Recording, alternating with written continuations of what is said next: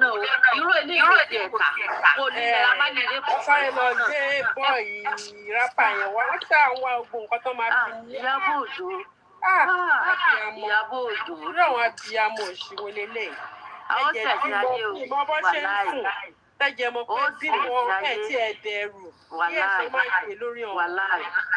èmi ò sọ pé àwọn yẹn ò búlì rẹ o èmi ò ní wọn ò búlì o ọ̀tọ̀ ní búlì ọ̀tọ̀ ní pípa ìgbà tán búlì rẹ̀ kọ́ ló kú ẹ jẹ́ ká mẹ́ni tó kú ibi tó kú sí.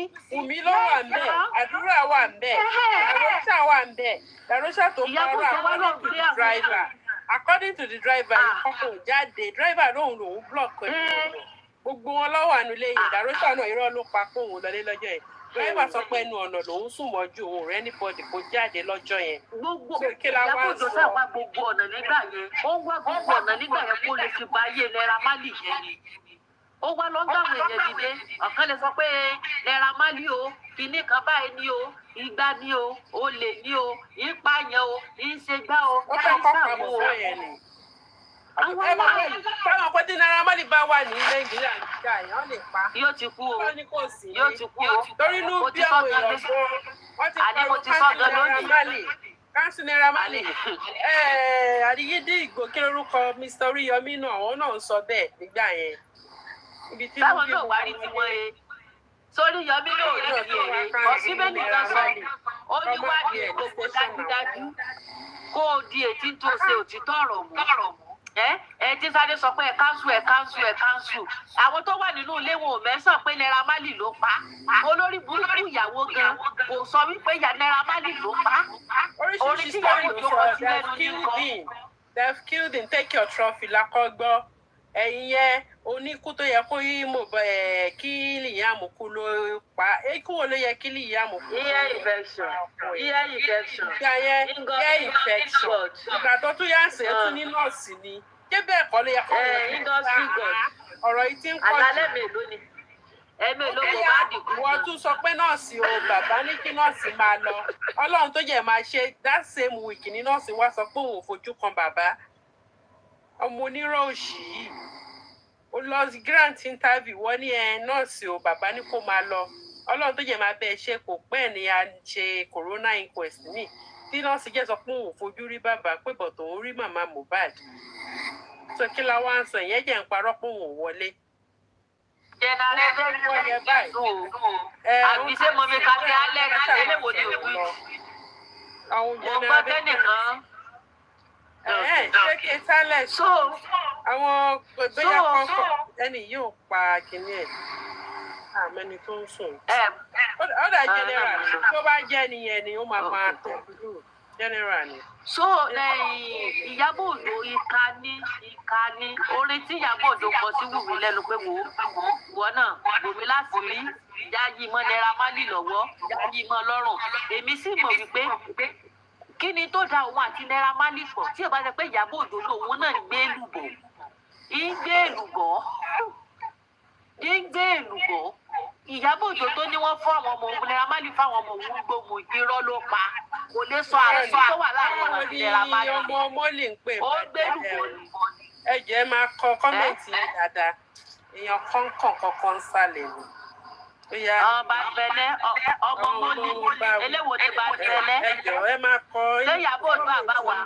ẹ bá ń kọ dáadáa ẹ kọ wọn máa kọ. ṣé Iyabo Ojo ni bá bẹlẹ ni àbá wa ọmọ mọlì.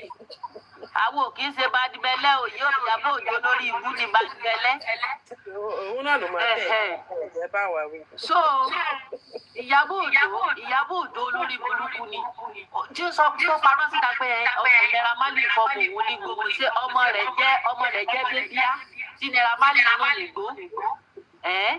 Iyabo Ojo ò fẹ́ sọ àṣírí tó wà láàrin wa àti Naira Marley. Iyabo Ojo náà gbé lùbọ̀ tó ẹ pé lóòótọ́ Iyabo ọdẹ ni kò jẹ́ wá gùn kò jẹ́ smart ó rò pé òun smart ni. Ebi lẹ́yìn lọ́lọ́ba dé fídíò bí tó ti ń ṣe àmì malian tó ń fúnra wọn fúláwà jáde. Àmì màlíìnà. Àmì màlíìnà. Orí òpè tó bá fẹ́ jàjà yẹn kò ń ronú padà sẹ́yìn kó tó jàjẹ́ olódo ó kàn máa ń bẹ ó máa rò pé òun smart fi jẹ smart kankan ìbẹ́ yẹn nìyẹn gbé WhatsApp message ẹ̀ jáde ibi tó ti ń ṣe àtàṣemọ́ Naira Marley tó ń bẹ̀ yẹn tó ń invite yẹn by fire by force tó ń bẹ̀ yẹn fún nọ́mbẹ̀ ó máa rò pé òun gbọ́n ni kò jẹ́ gbọ́n òun máa ń gbàgbé pé àwọn ìyẹn wọ́n ní ìka ìmùgbà yẹn náà ẹ̀gbọ́n fídíò ṣẹ́rí táìmù gbà yẹn náà Ìyábọ̀ Òjó ní ò jẹ́ ká lísìn sí tí Naira Marley sọ ní ọ̀dọ̀ Rẹ̀mọ Ọmọkùnrin ṣe pé Naira Marley sọ wípé òun ní conversation wà sí Mohbad níbi tóun ti pè invite wípé ṣé àmọ̀ pé just me ó gbé fídíò yẹn jáde ṣé ẹ rí abẹ́ẹ̀ rí tí Mohbad ń bẹ Naira Marley tó jókòó gbogbo ayé dẹ̀ ní olórí burúkú Ìyábọ̀ Òjó jẹ́ ká gbọ́ tí Naira Marley sọ. God bless you. lórí burúkú woman yẹn. jẹ́jẹ́ máa wo ṣe mọ̀ pé voice note tó jáde tí Mohbad ń sọ fún Ashana pé tó bá pọ̀ òun gbogbo ẹbí ẹ̀ ọkàn wọn ò ní balẹ̀ bla bla bla ṣe mọ̀ pé Ashana ń claim pé òun lòún record ẹ̀ so Ashana tẹ́mi jẹ́ mọ̀ ó sọ pé torí pé bí Mohbad ṣe máa ń ṣe nìyẹn pé torí tó bá wà òkè torí ọlọ́mọ ní mental problem àwọn jẹ̀lọ ní mental problem tó bá wà òkè ó máa deny ẹ̀ Ashana tẹ́mi mọ̀ ó máa ṣe ibi tó ti bẹ̀ òun bí bàbá yẹn ṣe bẹ̀ Naira Marley ó máa tún play yẹn fún wa ibẹ̀ mo ti mọ̀ pé irọ́ ló ń pa ó ló ṣì wọ́n Mohbad irọ́ ni ó pa sọ ó lémi tí mò ń pè ẹ́ láàárọ̀ ẹ̀ mo mọ reason tí mo ṣe ń pè ẹ́ ó sọnù conversation yẹn so ó ń record ẹ̀ ni yẹn Mohbad ó lémi tí mò ń pè ẹ́ láàárọ̀ ẹ̀ mo mọ reason tó ṣe ń pè ẹ́ tí wàá tẹ bí ẹ bá ti ṣe é mo fọlọ́run búra wà ẹ̀ ní ṣe irú ẹ̀ mọ̀ bó báyìí ló máa rí fún wọn ọdẹ ọmọ.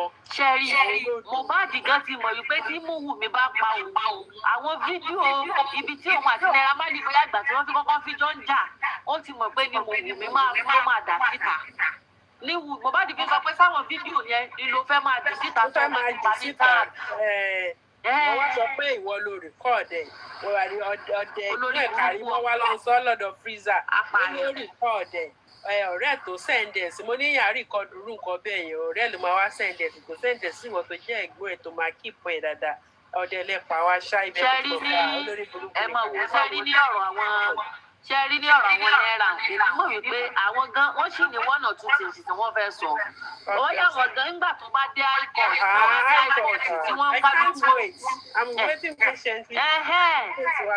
àwọn náà wọ́n máa ní one or two evidence wọ́n máa sàn ọ̀hìn náà mo sọ pé àwọn náà ní one or two things tí wọ́n ní lẹ́fídẹ́sì táwọn náà kò kúra wọn pé àìbá ọ̀rọ̀ ilé fẹ́ yíwọ́ ìtàlù afẹ́kẹ́ ẹ̀yìn tẹ́lọ́ bá àwọn ìyẹn wúlò ní wà láì oríro àwọn ẹ̀kọ́ oríro Ọlọ́run so àwọn Naira Marley tí wọ́n sọ pé kinní kan àwọn náà mọ tí wọ́n ń ṣe àwọn náà wọ́n rìsáàfù evidence wọn ni bóyá tí wọ́n bá dé kóòtù tó fẹ́ dìbò lóyà ẹ̀wọ́ ẹ̀sẹ̀ mi gẹ́gẹ́ o evidence lè mi kọ́ ọmọ èmi kọ́ ọmọ pa èmi kọ́ ọmọ pa o. Orin ṣe send off ni ká lóun òrèrè tó rẹ̀ ó gbọ́ òṣì tó ń ṣe Ìyábọ̀ package ẹ̀ ní ọgbọ́n yẹn ṣe Ìyábọ̀ lò ó lọ mọ̀ Ìyábọ̀ gan gbọ́dọ̀ lè ìyá ń jẹ ogun wọn. Ìyábọ̀ gan ó gbọ́dọ̀ lọ sẹ́wọ̀n. Nǹkan tó bá mọ̀ á fi bí ọmọ yẹn sábẹ́ kiri wá sábẹ́. Wàláì wọ́n á sùn rẹ̀ wọ́n máa sùn rẹ̀ ó nídìí sísú. Ọmọ ṣe DNA ẹ̀jẹ̀ wá sọ DNA di death sentence. That is a motive in the homicide case. Èmi ò tiẹ̀ ní issue pẹ̀lú DNA from the beginning. Ǹjẹ́ ọ̀tọ̀ sọ mo ní tó bá jẹ́ nǹkan tó máa jẹ́ kọ́ ọmọ nǹkan tó parí ẹ̀kọ́ lọ ṣe a lè sọ tó ọmọ Yorùbá ló ń ṣe ọmọ ẹ̀ àwọn àtúgbò ṣe investigation from that angle. That is it. It's just a motive. Tó bá yẹ̀yẹ̀ pé òun náà lù lọ́mọ wá ní ọmọ gòmí tó fẹ́ kọjú sí. Kí wá ló dé? Ṣé rí tẹ̀sí kọ́kọ́ rò kó tó bá jẹ́ pé nọ́mà ẹ̀gbọ́n fídíò yẹn tó yẹ pé lóòótọ́ Naira Marley ló pa Mohbad ni mo jẹ́rìí Wùmí olórí burúkú ọmọ yóò ti dá sí tàtàtàtàtàtà yóò ti sọ ó máa ti sọ olórí burúkú olópa wá fẹ́ fo ikú ọmọ ó fẹ́ fo òkú ẹ̀ ó fẹ́ fo fáwọn tó fi rẹ̀ lọ́rùn. I beg them not to bury you. Èmi ò mọ̀ nǹkan tí Mohbad ṣe fún bàbá o. Ibu family. Ọwọ́ ṣàfẹ́ ní o bàbá yẹn tó di ẹ̀. Wàláì tí wọ́n bá fẹ́ pa Wùmí ó yẹ wọ́n pa jàlàjàlà ni. bẹ́ẹ̀rì ọmọ wọn pẹ̀lú àní ọ̀rọ̀ òṣìwò lélẹ̀. tí wọ́n bá fẹ́ pa Wùmí ó yẹ wọ́n pa jàlàjàlà ni ó yẹ wọ́n kún ni Ọlọ́run ọmọ wicked Ìyábọ̀ Òjó ó tìrè rẹ̀ mi ìmọ̀ ẹ̀ tiẹ̀ dúró bí Wùmí ṣe ń lọ sáàárín àwọn èèyàn báwo làwọn èèyàn ṣe ń fi o Wùmí ò lè sinmi ti bá wà o mo lè pa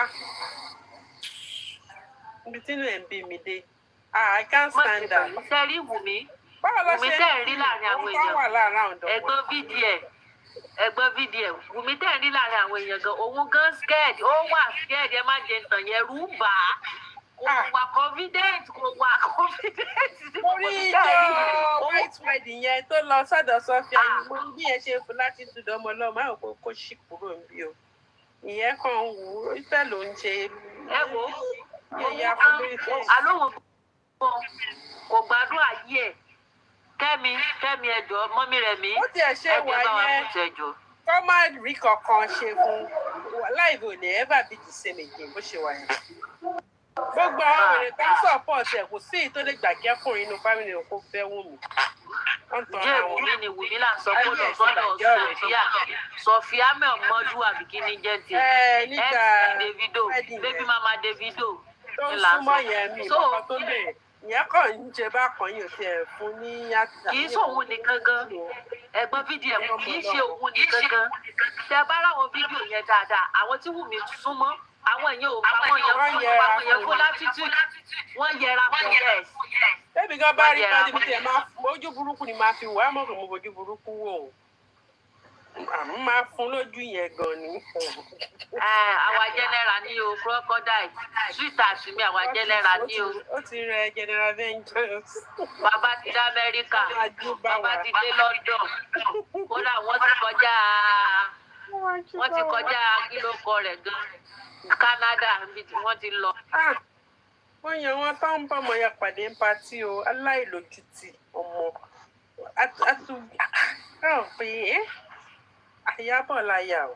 kò ló láyà o àti sóyẹ kó tó lè máa jáde sóyẹ kó ọmọ burúkú tó lè máa jáde.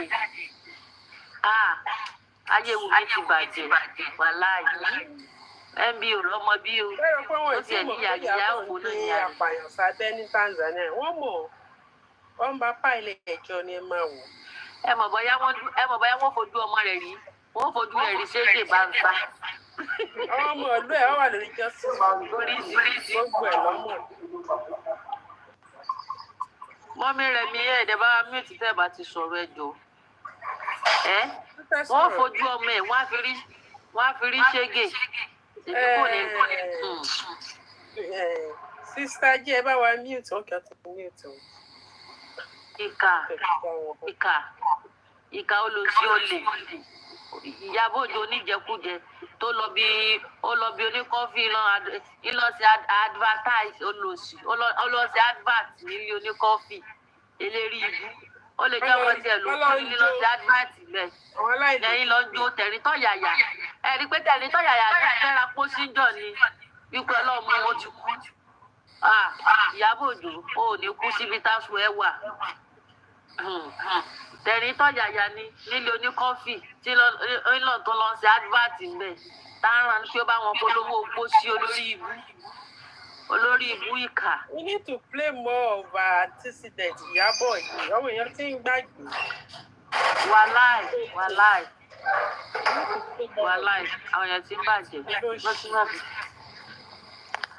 wọ́n ti gbàgbé ó ṣe bóun ti jẹ lọ ní kò mọ̀ pé òun ò jẹ lọ gángan. Ìyábọ̀ Òjó ó jẹ́ lọ o adódìọ ni o wàláì ó jẹ́ lọ. aláìlójútì àná lọ pàdé òbò sílé àná. abẹ́rẹ́ káńsù Naira Marley kì í sì promote ọkọ tí àti ó káńsù Naira Marley kò lè promote ọkọ ọmọ tiẹ̀ ni. ẹ wá ọkọ ọmọ tiẹ̀ náà orin àkọ́kọ́ tó kọ tí wọ́n máa promote viewers tó rí ó dùn mọ́ lẹ́nu ó tún sáré lọ gbórin àbòkí mi bọ́ta àwọn èèyàn ní kí a lélẹ̀ láìsí Kánò láìsí Sókótó irú kọ́ báwo lè gbàgbà. Ṣé ìgbórin àwọn ọmọ Nàìjíríà tán? Kí ló ṣẹlẹ̀? Ẹjọ́ tó ń olúwa ẹjọ́ ẹ bá wa ní ìṣẹ́jọ́. Ó ní ológun kú àwọn èèyàn ní olè títa kọ́kọ́ ti dùn mọ́ lẹ́nu ọwọ́ lọ gbórin tán orin àwọn àbòkí tán gbá parun kọ́yìn tẹ́ ń kọrin tán bẹ́ bí ìgalà àwọn èèyàn ní kí lélẹ̀ láìsí kánú sòkòtò. Bí bá ti ń gbórin wọn bá rí ibi tí mo wúmà yẹn bí mi dé kọ́ pé ẹjọ́ kó ṣì dànù jàre. Àìtí gbórin Nàìjíríà tán àwọn ẹgbẹ́ BDM comment section kò fẹ́ bọ̀ ọkọ ọmọ rẹ̀ ní jọ́tà ń sọ yìí àwọn èèyàn ní kí èrè irú orin tí wọ́n là yẹn olùkọ́ níbi táwọn ẹ̀ ti lọ mọ́kọ̀ ọ̀ ẹ̀ rí pé very local olùkọ́ ìlú yẹn o táwọn fẹ́ máa pákéjì yẹn fún wọn Nàìjíríà máa ní as in low self esteem ń dá àwọn ọmọ Nàìjíríà kọ̀ọ̀kan láàbù torí o pé kíni Tanzania tó ní gbogbo ẹ̀ ju Abẹ́òkúta àti ẹ̀ wá fẹ́ máa pọ́n jẹ́. Ayé ọ̀dà ok ẹgbọ́n BDM láàrin mi àti yín lúkọ ọkọ ọmọ rẹ̀ tẹ́ rí òun ṣé kò jọ lúkọ àwọn àbòkí sí ọjọ́ táwọn àbòkí àwọn àbòkí oníkárọ́ọ̀tì. Mo ní sọ́kọ ọmọ gbajúmọ̀ rè torí Iyabo Ojo àbáwí ní tí yóò lè gbajúmọ̀ lòwò sọ́kọ ọmọ gbajúmọ̀ rè ilé orí bí àwọn àbòkí yìí àwọn tàǹtà. Bọ̀bọ̀ yẹn bàbá ní ṣé Priscilla fine bẹ́ẹ̀ yẹn náà ọmọ yẹn náà fine bẹ́ẹ̀ yẹn náà. So ẹgbẹ́ mi ní àníwò ní ìgbà pé dádì tàǹtà wà ní lóde nínú ìjẹ́fọ̀ ẹ̀ tí bá ti wá pa á ní àwọn tàǹtà dádì tàǹtà ní wúrà àṣà.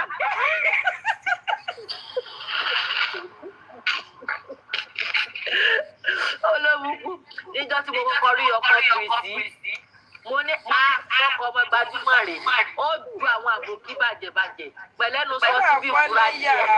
ọlẹ́yà àbòkí ni wọ́n ń Tanzania ní àkọlẹ́yà àbòkí ni wọ́n.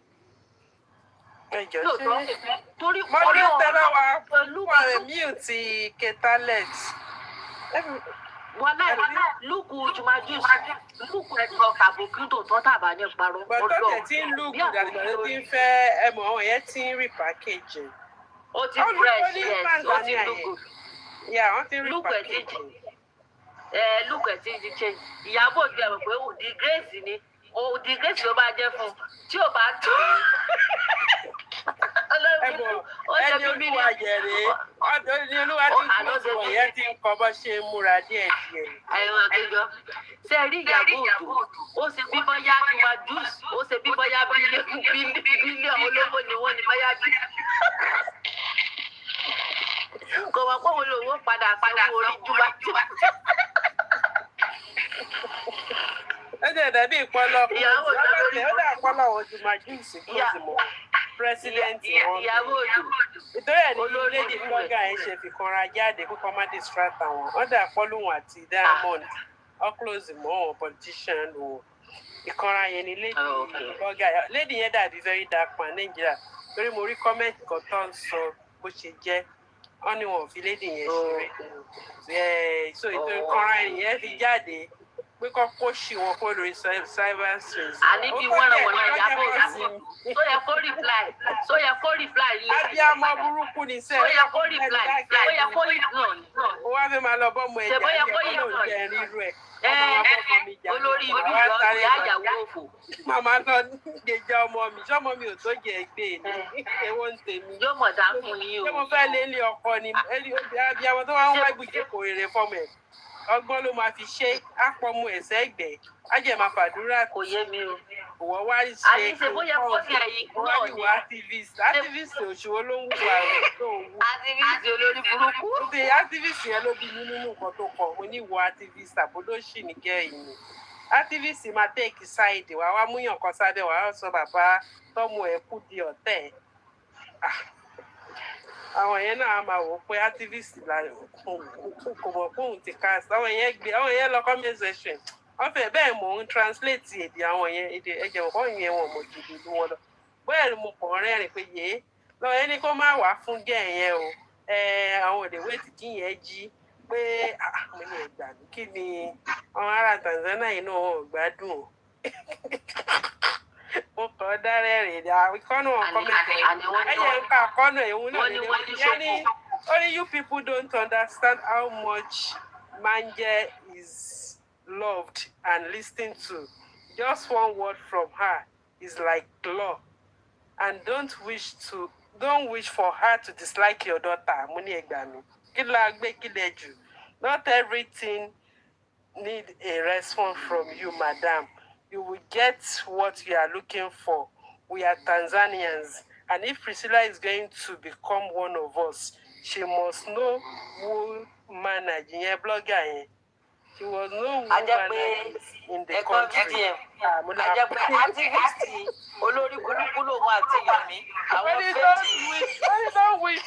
Don't wish for Tanzania to dislike your daughter. You will regret it. You should have just say silent. Iyabo. By the way, she will answer you very soon. We are waiting for her to wake up. Obìnrin yóò ṣàfẹ́ lọ́mọ ilé ọ abirù obìnrin wo jọ láti ṣe ìyàwó Iyabo òun ni ó padà lé ọmọ rẹ̀ lé àló ni ó padà lé ọmọ rẹ̀ lé ọkọ kan dislike ẹ̀ káwọn dislike ẹ̀ kìíní ṣe ọ̀fọ̀ òun àti ìyá ẹ̀ ìgbà tí ìyá rẹ̀ sófò tí sọ ní burúkú gbọ́dọ̀ correct ìyá rẹ̀ ni kan dislike ẹ̀. Tẹ́pẹ̀ bá ń jà ojú ìjà fẹ́ fi tẹ ẹ̀kọ́ bọ́mọ yẹn kí ló dé? Ààrẹ ti lè gbọ̀n jù ó jẹ́ ti sáré gbogbo nǹkan ló fi ń ṣe cloud. Ẹ̀gbọ́n VDN ṣe rí Ìyábọ̀ Òjó gan ó ti gbé ọmọ rẹ̀ gan láyé lọ́wọ́ wọ́n ní bíṣu ẹni bá ta èèyàn máa ń dọwọ́ bò jẹ̀bi ìyàwó tó ṣe wó dàbọ̀dọ̀ fìyàwó lọ́nà bí ẹ̀ máa rún eléwo ló ṣe wú àwọn tó lówó tó lẹ́fọ̀n lẹ́ẹ̀kan lẹ́jọ́ wọn ò ṣe bá lè ọmọ lẹ́. ẹbí mẹ́jọ tó ràn wọ́n lọ́kùn kà sí péjì wọn níbi ọmọ bóyá pé mẹ́jọ pé mẹ́jọ kọ́ ó ní kẹjọ làwọn ṣe. nígbà bá wa ya mọ́ ọmọ níyàwó ọmọ kí o ìyàwó ọmọ ìyàwó ló ní o ṣé gbogbo àwọn ẹ́ẹ̀sì ọkọ rẹ ti filẹ̀ sínú wọn gán lè dùn sí ẹ̀ wá ń ṣe ìyàwó ẹ̀ ṣe tán mọ́ ìyàwó ọ̀gá àti lágbàríkà rẹ̀ gan dọwọ́ Ọlọ́run èmi ò ṣe pé fún ọ tí ìyá rẹ̀ ṣe ní o ẹ̀ṣẹ̀ ìyàwó lẹ̀ máa ológun owó olówó léegun ná.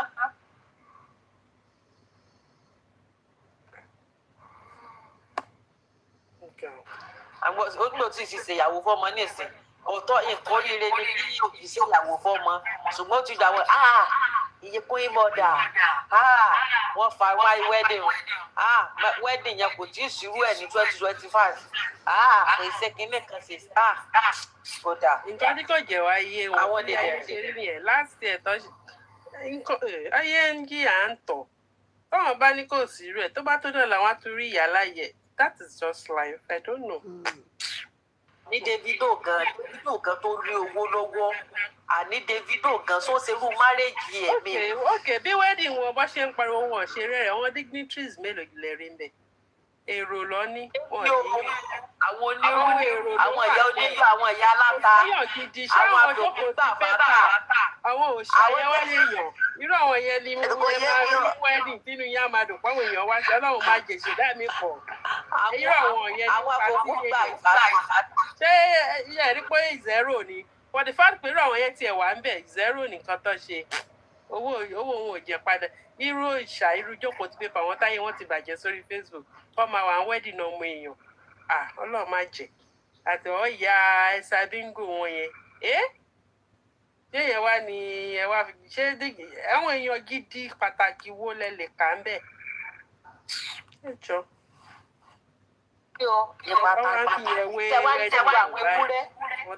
gbogbo àwọn tó wá wà ó sì dọ̀yàbò tó lójú pa ó dọ̀yàbò tó lójú pa ó ti ṣe dẹ́nì kò ṣe rí fọ́mọ o Ìyábọ̀ Òjó ti ṣe dẹ́nì kò ṣe rí fọ́mọ ó jọ lójú pa gbogbo àwọn afọkúgba ìfàkà àwọn akọkọjáyé tó kórìí bí wẹ́dìn ọmọ ẹ̀ ó jọ lójú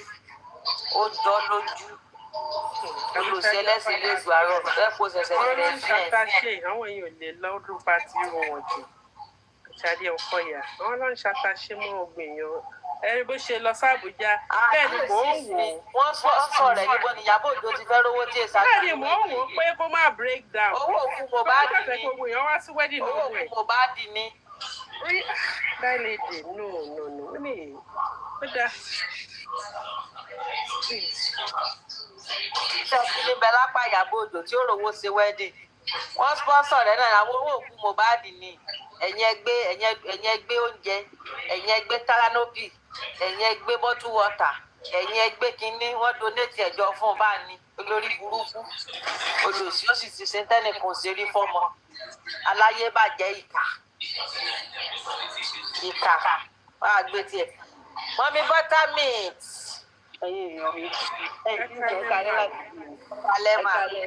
ẹ káàárọ̀ mà. Náà ìlà wà, 93 ìlà wà. Lálẹ́. Ẹ kálẹ́ o. Ẹ jẹ́ ká máa sọ̀rọ̀ lọ vengeance wọ́n ń sùn. Ká máa sọ̀rọ̀ lójú oorun. Ṣé fẹ́ sọ̀rọ̀ ni mà? No, mo sọ̀rọ̀ fẹ́ lára ni. Ó ní jẹun gbèsè bí wọ́n máa ń gbọ́ Ókè ó yẹ bá wa dá sí. Ọ̀rọ̀ Ìyábọ̀ Òjó là ń sọ. Ọ̀mí mọ́, ó jẹ́ kí màmí náà sáà mọ̀ ní jẹ́ lọ ṣèkejì ẹ̀. Wọ́n kàwé mí ní ẹ má bàa yín ìkejì ẹ̀. Ẹ má dára bọ̀ lò wọ́n kàn wó ìṣòwò ni. Àwọn àṣewẹ́dì kiri wà sí mi. Àwọn àṣewẹ́dì kiri wàhálà pọ̀. Ìyábọ̀ ó láìka ẹnu máa kún. Ìyábọ̀ láìka ẹnu máa kún gan. Káwọn èèyàn ṣáà máa rí everywhere. Pé mi mò ń ṣe léyìí mi mò ní ayé òde rí bẹ́ẹ̀.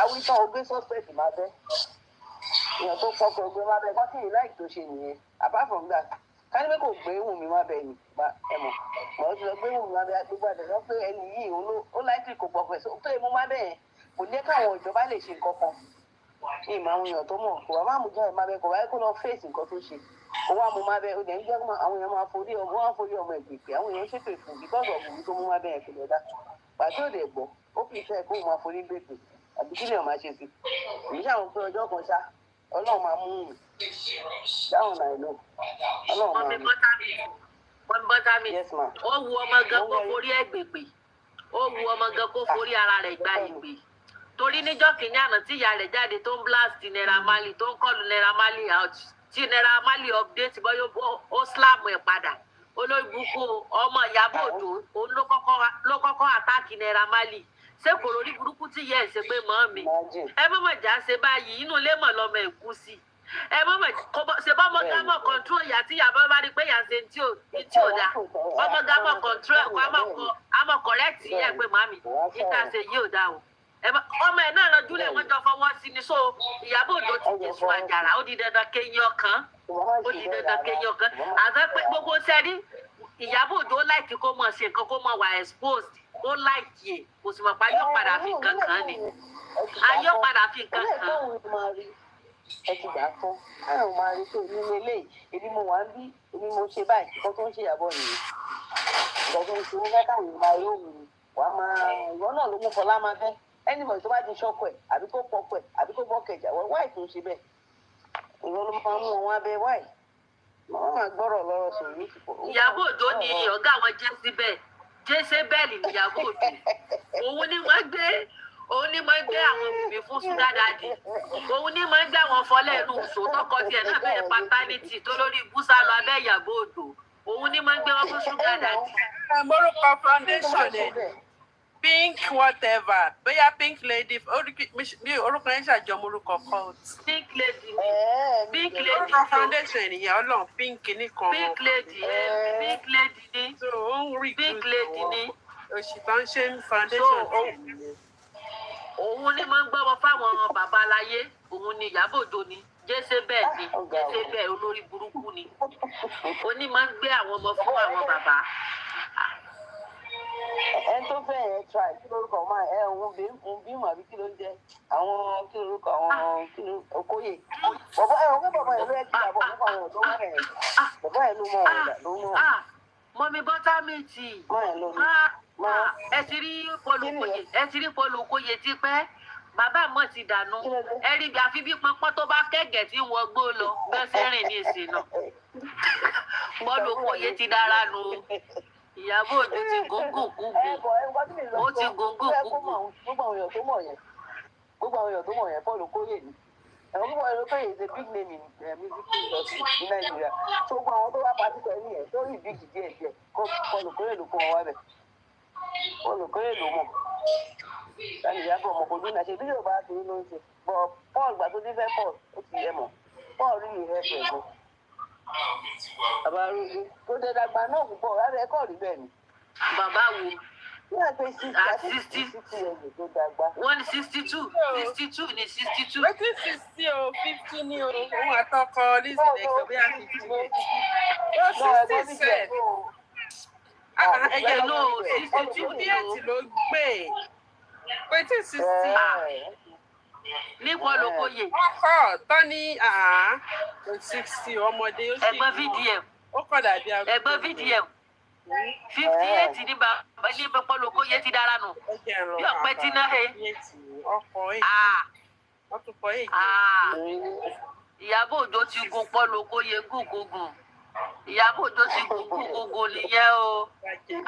Ó ti lọ gbogbo tó dá láyé Paul Okoye. Wá mo tún wá mọ́ bí mínú.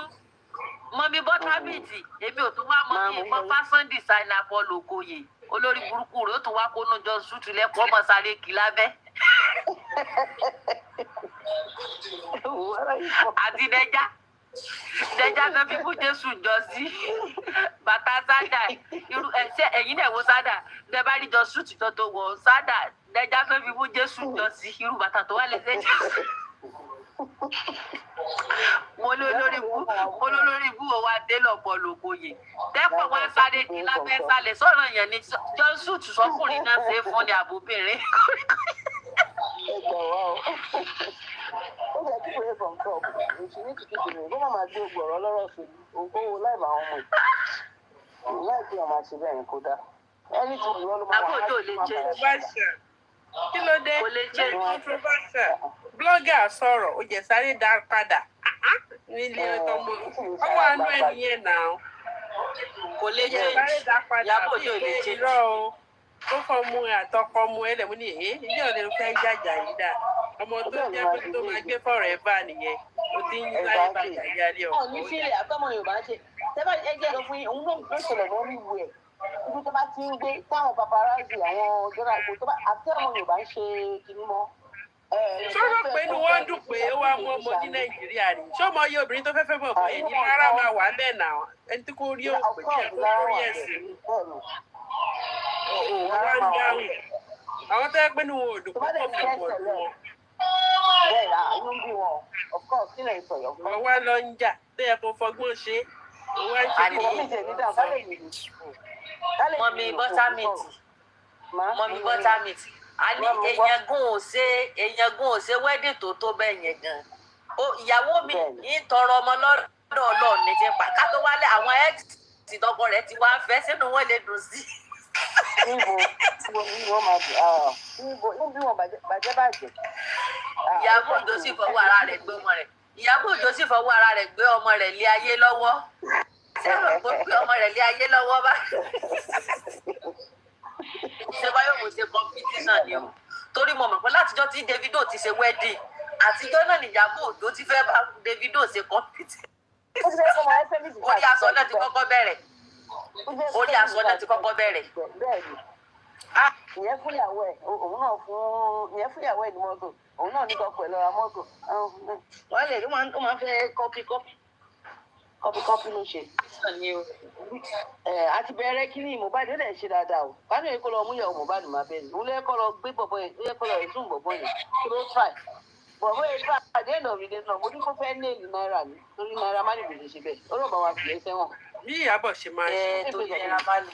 tó bá ti sọ nǹkan báyìí tó bá padà mọ́ tọ́ nǹkan yẹn ló máa fẹ́ kó ṣe torí ó ti ní ẹni yẹn sínú kò jẹ́ dá èèyàn ń ṣe bẹ́ẹ̀. ó máa ń bẹ́ sọ̀rọ̀ bọ̀ tó bá padà mọ́ tọ́ tó yẹ kó ṣe writing irọ́ o ó máa fẹ́ kọ́rọ̀ tó yẹn ṣe kọ́ ní nǹkan tó ń sọ yẹn who does that wàá máa fi life on your play game kó dáná ìwà tó ní nìyẹn ó ṣe máa ń ṣe nìyẹn kò ní mọ̀ bẹ̀rẹ̀ ọ̀rọ̀ adáṣe burúkú eré yomi sọ́gbà yẹn tó ń sọ fún pé tó mọ̀ fún ti máa ń wọ̀n ní ewu obìnrin yìí ò ní mọ̀ bẹ̀rẹ̀ ọ̀rọ̀ yẹn sọ ọ̀rọ̀ yẹn fúngbà yẹn nígbà tí bàbá Ìjẹ̀ṣà náà.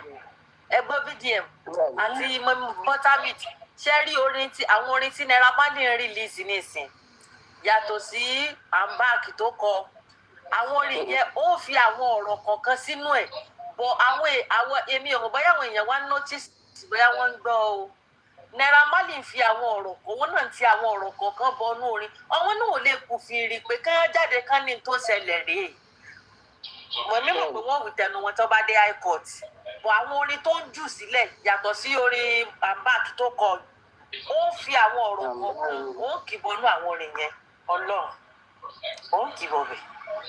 ẹ̀yẹ́ wo ìgbà tí buttermilk ẹ wo ìgbà tí mo Naira Marley àti Remo Mokri tí wọ́n ṣe tó ṣe interview fún tí àpò lórí burúkú Iyabo àti Gistlover ní ò jẹ́ kí gbogbo èèyàn kí wọ́n concentrate sí tó sọ wọ́n kọ́ má jẹ́ ṣe èkó sọ ọlọ́mọ jẹ́yìn mi yọ lálẹ́ so ebi ò gbé so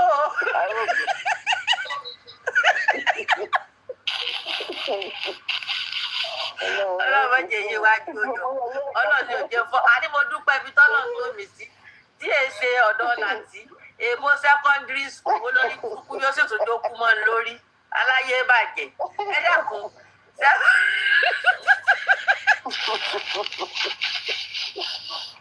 àti múra ẹ̀ parọ́ téèyàn bá pẹ́ jù lọ́dọ̀ láti yẹn Ọlọ́run jẹ́ kí èèyàn bẹ̀rẹ̀. ọlọ́gbọ́ èèbó secondary school ni èmi ò lọ yunifásitì mi ò lọ yunifásitì. mélòó ni mo mọ̀ tí màá díjà káwọn ọlọ́pàá lọ kí burúkú wà báyé mi dé. yóò tún wá jẹ́ èèbó com Ọlọ́run èèbó go com kọ́mà yìí tí olórí gbogbo tó jókòó mọ́ lórí tọ́lọ́pọlọ láti ti dọ́ta tiẹ̀ kò sì fẹ́ lẹ̀ láti ò fẹ́ lẹ̀ kò fẹ́ lẹ̀ lára bẹ́ẹ̀ ló bá mú nǹkan ṣe bá àwọn intelligent people tó wà lẹ́gbẹ̀ẹ́ èèyàn ò máa lẹ̀ lára bọ̀ láti reviews ó reviews olóhùn ò fẹ́ lẹ̀ ń tó wọn èmi dúpẹ́ lọ́dọ̀ Ọlọ́run tọ́lọ́hùn ò tóbi sọ́dọ̀ rẹ̀ tí ò jọ ọpọlọ mi ò dọ́ta. àwọn tí Yomi máa ṣe kà fún wọn is matter of time. Matter of time gbogbo wọn nígbà wọn wò ní mi ò bẹ́ẹ̀ àdéhùn láti ẹsẹ̀ mọ́jẹ̀ tàn yín mọ́mí buttermilk ọ̀rọ̀ láti ẹsẹ̀ sojú lásán mọ́ báyìí Yomi ti tẹsẹ̀ lébò fún un torí jíjẹ ẹ sọ lónìí rákàràdá ti sọ lónìí ẹ ti mọ̀ pé Yomi ti tẹsẹ̀ lébò.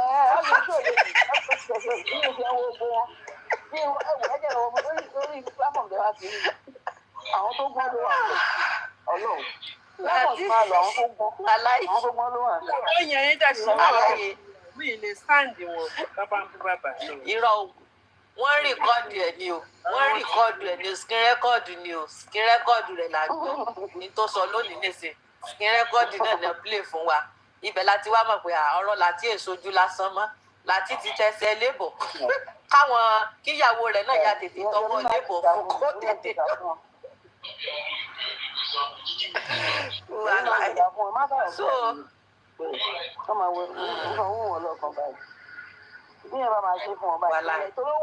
Iyabo Ojo Iyabo Ojo ló gbé wa débi tá a dé Ọlọ́run tá a bá ti mú Iyabo Ojo ká mú Kàrímù tí Kàrímù gan sì tún sẹpẹ lẹ́gbẹ̀ẹ́ ti Iyabo Ojo torí ẹ pé Iyabo Ojo ọba distract wa títí tí wọ́n fi destroy gbogbo evidence nulẹ̀ mo ní buttermilk ẹ bá mọ̀ pé tó bá jẹ́ pé àbá kọjú sáwọn Naira Marley irú aṣọ ẹ̀jẹ̀ á sì bá àbá one or two things evidence nulẹ̀ gbogbo CCTV camera tí wọ́n yọ Iyabo Ojo ni ẹ mọ iye oṣù tá a fi ayé mọ àwọn Naira Marley ni ẹ mọ iye oṣù tá a fi sọ yín mọ ni Iyabo Ojo ó gbìyànjú láti dá justice irú wàláì Ọlọ́run ni òfin ṣe wàláì ó gbìyànjú ó gbìyànjú Ọlọ́run ni òfin ṣe o wàláì Iyabo Ojo lórí burúkú torí owó torí owó ẹni tí ẹtìrí tán tó sáré gbé Naira Marley lọ kóòtù pé royalty èyí ó yá lóhùn ò jẹ́ wọ́n royalty òun àti bàbá ọmọ làwọn ẹlẹ́jọ́ lórí burúkú. kò ṣeé ṣe náà tí wọ́n má rè lẹ́jọ́ ni Wùmí ò bá kúlẹ̀ sí dáadáa kò bá kọ́kọ́ fẹ́ lọ́wọ́ ẹ̀jẹ̀ ó lọ pa díje sọ díje náà kọ́kọ́ sọ pé àwọn gbé Naira Marley lọ sí kóòtù pé yẹn bá gbé lọ́ọ̀yà rẹ̀ wá London. Yóò gba royalty olókùnkù ọmọ. Ọkọ̀ wa gbà ṣé òun jẹ́ legal wife pẹ̀lú mọ́tò royalty. Ó wà gbà wọ́n yẹ royalty ni. Iyabo ló ń tì Ẹgbẹ́ àti wọ́n ọ̀hún. tó ṣe yìí. Òun ló ti ṣiṣẹ́ burúkú yìí. Kó lè rí kó Nǹkan lè tó wà jẹ́ yẹn wọ́n mọ̀ kó èèyàn máa dúró ti bàbá yẹn fún ọmọ ni. Bí ajá ọmọ ni wọ́n ní try yẹn. Iyabo nǹkan tó sì ń tẹ̀lé ní sí kò mọ̀ kó èèyàn máa dúró tán. Wọ́n ti wò ó pé bàbá yìí ò níyàn. Ẹ bọ́lọ̀ ń ṣe jù wọ́n lọ. Èmi bẹ́ẹ̀ gbà mí ìmọ̀ ọmọ yẹn ó ti ta ọkùn ẹ̀ fẹ́ṣù. Ó wá ní òun máa rí wá ń purọ́ létà ibo ló ti máa rí. Ẹ má lọ ṣe gèǹjé Ìkòyí rẹ́gísítì tẹ́lọ́rẹ́ lọ ṣe gèǹjé. Àní ṣe fún ẹ ó lè ní bẹ̀rẹ̀. Bá tí mo fi hàn kò mí pé tó bá ti máa rẹ̀ tó wà rẹ́gísítà márèjì wà lẹ́gò. Lúùsì ti ẹ̀yìn wà lọ́ọ̀sì ẹ̀yìn ẹ̀ kò sẹ́ tó kàn. Sọ ọ̀márì Ọlọ́run ló ní kó má máa rẹ̀ lẹ́jà rẹ̀. Tó bá máa rẹ̀ lẹ́jà rẹ̀ ni àwọn ti fi bọ̀bọ̀ yẹn ti pẹ́ fún ọ. Wàláì Ọlọ́run ló ní kó má máa rí ẹ̀ lẹ́gálí o. Kò ṣe dáadáa kò calculate dáadáa. Wọ́n ẹ̀wọ̀n calculate dáadáa akọ̀lọ̀ fẹ́ fún wọn kó tó wá pa. Bí mo mọ̀ ní pé nǹkan tó ṣẹlẹ̀ ní pé ó gun lọ́bẹ̀ ó mistakenly ó gun lọ́bẹ̀ kò ẹ̀rú bà kò lè sọ̀rọ̀ ìgbà tó máa dì pé ìtọ́mọ yẹn ti dìbò mo mọ̀ pé nǹkan tó máa ṣẹlẹ̀ yìí ó gun lọ́bẹ̀ pa ni. Torí plaster kí ni plaster ń ṣe nípa àkórí rẹ̀ kí ni plaster ń ṣe nípa àkórí Mohbad ibẹ̀ ló ti bleed profusely táwọn ọlọ́pàá ọ́fíìsà profusely ló búkú tí mo ṣe investigation kankan ṣe ó bleed profusely níbo ló ti bleed àwọn wèrè ọ́fíìsà profusely èmi mọ̀ tí ọ́fíìsà lóko láti jọ. Àwọn èèyàn burúkú. Ọ́fíìsà profusely ni o. Bẹ́ẹ̀ni innocent blood ti pọ̀ jù náà Nàìjíríà ò ṣe ní lárí ní àṣeláwájú làṣelákọ̀wá láàrin méjì. Ẹ̀jẹ̀ innocent blood ti pa wọ́n dẹ̀ ní justice tán fún wọn. Wọ́n ní good government máa rí nǹkan báyìí ẹ̀yìn ṣe kankan. Àwọn ìjọba mọ̀ pé gẹ̀yìn ló pa àbọ̀. Torí ẹni tí yẹn bímọ fún ẹni tó bímọ fún ló dúró sórí kìíní yìí. Ọ̀bọ tó bímọ fún yẹn wọn ló ń fún wa ní problem. Mọ̀mí bọ́tà mi Ọlọ́run ti wá sọ wọn Ọlọ́run ti sọ ọmọ di nǹkan míì mọ́ wọn lọ́wọ́ ọmọ wọn lẹ́sẹ̀ sí lọ́mọ má yẹ ẹ̀jẹ̀ tí wọ́n mọ lóde ti fún ẹsẹ̀ sí wéèsì fún wọn fi sórí àpèrè torí kò yé mi o. Báwo la ṣe ìvẹ́ǹtì lẹ́jọ́ ṣé Iyabo fi yọ̀jà ni ó ní mo padà wá ó ní we had 7 successful events and the grand final will be on May 28. Ẹjọ́ báwo ló ṣe jẹ́ 8? Àbí ṣọ́kà proposal mo ń bọ̀ proposal torí kò tiẹ̀ yé mi mọ́ introduction nìka ìtọ́lọ̀ yìí. Àbí kí ló ń kà mọ́? Ẹ̀gbọ́n fídíẹ̀. Ó ní mo fi wá kà yìí ètì lọ ṣe. Ẹ jẹ́ rán yín létí. Ṣé ẹ mọ̀ pé Daughter+Jux ó wá Nàìjíríà bí ẹ̀ẹ̀mejì tí wọ́n kó òfìsí lọ́rùn tí wọ́n gbé igi ọ̀pá lé lọ́wọ́ wọ́n ya méjì. Mo fẹ́ kà á ṣe proposal ó ṣe nìka ó ṣe introduction ó ṣe nìka àti traditional nílùú wọn ó di 4. Ó wá padà wá sí Nàìjíríà ó wá ṣe traditional ó wá ṣe registry ṣọ́tùkà reception mọ̀ ni. Àwọn nǹkan tí Iyabo ń ká èjì yìí nǹkan tó kà nìyẹn owó ti nǹkan tó kà nìyẹn ó wá pé 7 reception ni ó fi jẹ́ 7 èyí tó wá lọ ṣe wá jẹ́ 8 wàhálà. Iyabo àti ó jà lẹ́kọ̀ọ́ máa àìpọ̀ wèrè lọ́mọ yẹn. Kí ló ń kà? Ṣé Lizzy ṣe marriage níjọ? Mother's night tó wà bẹ́ẹ̀. Èyí dé mi ò làbọ̀rọ̀ kọ̀ bí ẹ̀rí. Sísá wúrà Lizzy bravo ọmọ ní Nàìjíríà jẹ́ kí n jẹ má kàn kí ọmọ Iyabo ní kó lọ ṣe. No Iyabo ó fi wedding ọmọ tiẹ̀ ó fi ṣe pẹ́pẹ́ dẹ̀mù fún Lizzy náà pé Lizzy náà ní ọmọ nílé ọkọ Lizzy lọmọ nílé ọkọ Lizzy ò sì ṣe wedding Lizzy ò sì ṣe wedding mẹ́jọ fọmọ tiẹ̀. Exactly. Wọ́n ti wé ọmọ 24 bóyá Lizzy owó. Ti ẹ̀wé ti Lizzy gangan títọ́ ọmọ Lizzy owó fi wé kí ẹ̀gbọ́n kan la fẹ́ rí iṣẹ́ ní kò lọ ṣe kárí tó wà sí ibi òun àti ní ìrẹ̀gbẹ́. tí ìyàwó blọ́gà ló dá wàhálà lẹ̀ wọ́n lọ́lọ́ ń gbé old video lọ́lọ́ ń gbé jáde ìgbà yẹn jẹ̀rẹ̀ Lizzy ti ṣe fídíò yẹn ti pẹ́ wọ́n wèrè ọwọ́ ló fi ń wẹ́wẹ́ dìnnà old video ọmọ ló jẹ́ bìnnà tó máa fi Lizzy wá jẹ́ ẹgbẹ́ ọmọ ẹ̀ lójú. bẹ́ẹ̀ ni pé Ìyábọ̀ gbádùn sí alátijọ́ tí mo ti èètì Ìyábọ̀ Òjó ni ìmẹ́ tí wọ́n bí léèrè pé tí wèrè lọ ń kọ wípé ọmọ òun investment tọmọ òun ní acting láti age of kinní kan mo wá sọ pé ẹ dákun ṣe acting ṣe investment náà l'acting nítorí kò yé mi o ẹ dákẹ́ mọ́ bí èmi ò lọ ṣubú o. òun náà la máa bí òun ló ń sọ̀tọ̀ kú sọ òun ní ká bí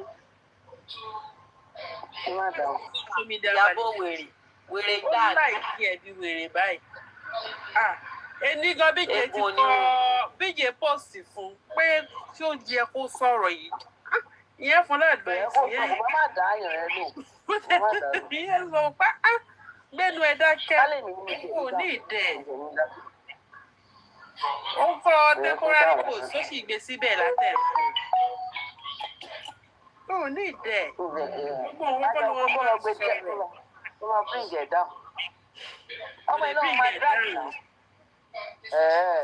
kò bring it down àwọn yẹn náà jẹ́ wá síbẹ̀ tán wá ń dá lóhùn ọmọ bẹ́ẹ̀ làwọn yẹn ń pè é lọ́wọ́ wọn Tanzania. ìlú yẹn lọmọ yẹn ń gbé náà ọmọ máa ṣèkà fún ọ bí òun àti bí sọ̀rọ̀ àti ìyẹn fún ìyàwó lẹ́yìn máa ṣe fọmọ ẹ lọ wọn bá ṣe. tó máa gbé títí nìyẹn ó wá fẹ́ lọ bá dé ọ̀tọ̀ ló lọ tẹ́ òbò ló lọ pàtẹ òbò sílẹ̀ wọn àná.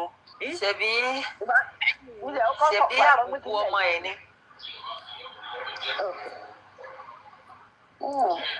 àbùkù ọmọ ẹ ní kò mọ̀ pé gbogbo burúkú ti ń ṣeun kò mọ̀ pé àbùkù ọmọ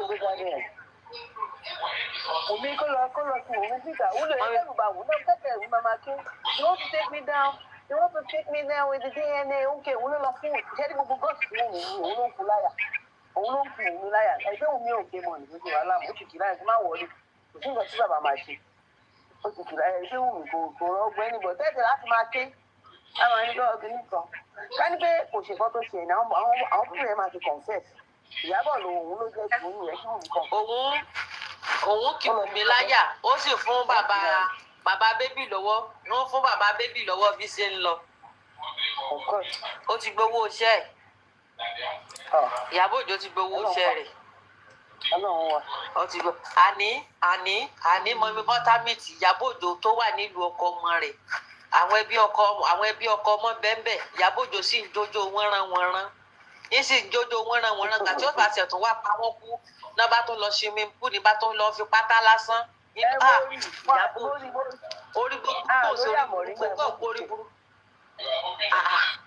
ó kàn orí burúkú fọmọ rẹ̀ ni èébú tí wọ́n fi bú ọmọ ẹ̀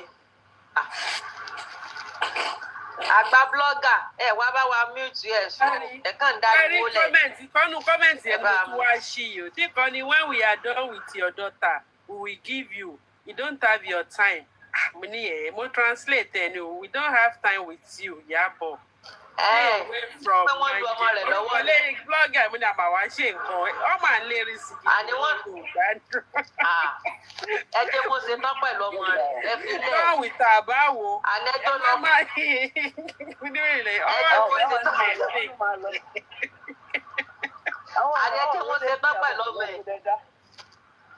ọmọ ẹ̀kọ́ mọ̀ yẹn kí bọ̀bọ̀ yẹn ṣe yàtọ̀ náà máa dán sọ̀rọ̀ family ní family kó fi wù mí lẹ̀ kó tù síta kó yẹ kó lọ fèsì ilé ọjọ́ wù mí pààyàn ó máa ń láti jẹ gbà gbogbo nǹkan tó ń hàìdọ̀ ọmọ yẹn ó kàn fún ọjọ́ yẹ̀ síwájú ni ẹni tó bá ti pààyàn ó máa dandan ní kọ́ pa ó máa jẹ̀yà tiẹ̀ so wù mí kó máa sáfá bẹ́ẹ̀ kó bá wọn kó lọ sáfá bẹ́ẹ̀ gọ́vnà abẹ́ president ó máa jẹ̀yẹ àfitọ́lọ́hùn ò bá sí. jẹ́ kí Ìyábọ̀ máa shield ẹ̀ from your punishment let her continue you are wasting your time. níjọ wọn bá ní wọn lọ bá mi kán lọ sí níjọ wọn bá ní wọn lọ fún ní death by hanging ẹ rí i pé Ìyábọ̀ Òjó ni ó kọ́kọ́ gélé ti jẹ yóò bá tiẹ̀ jábọ̀ gbà lọ́wọ́ ọlọ́pàá kó kọ́kọ́ pa Ìyábọ̀ Òjó dé.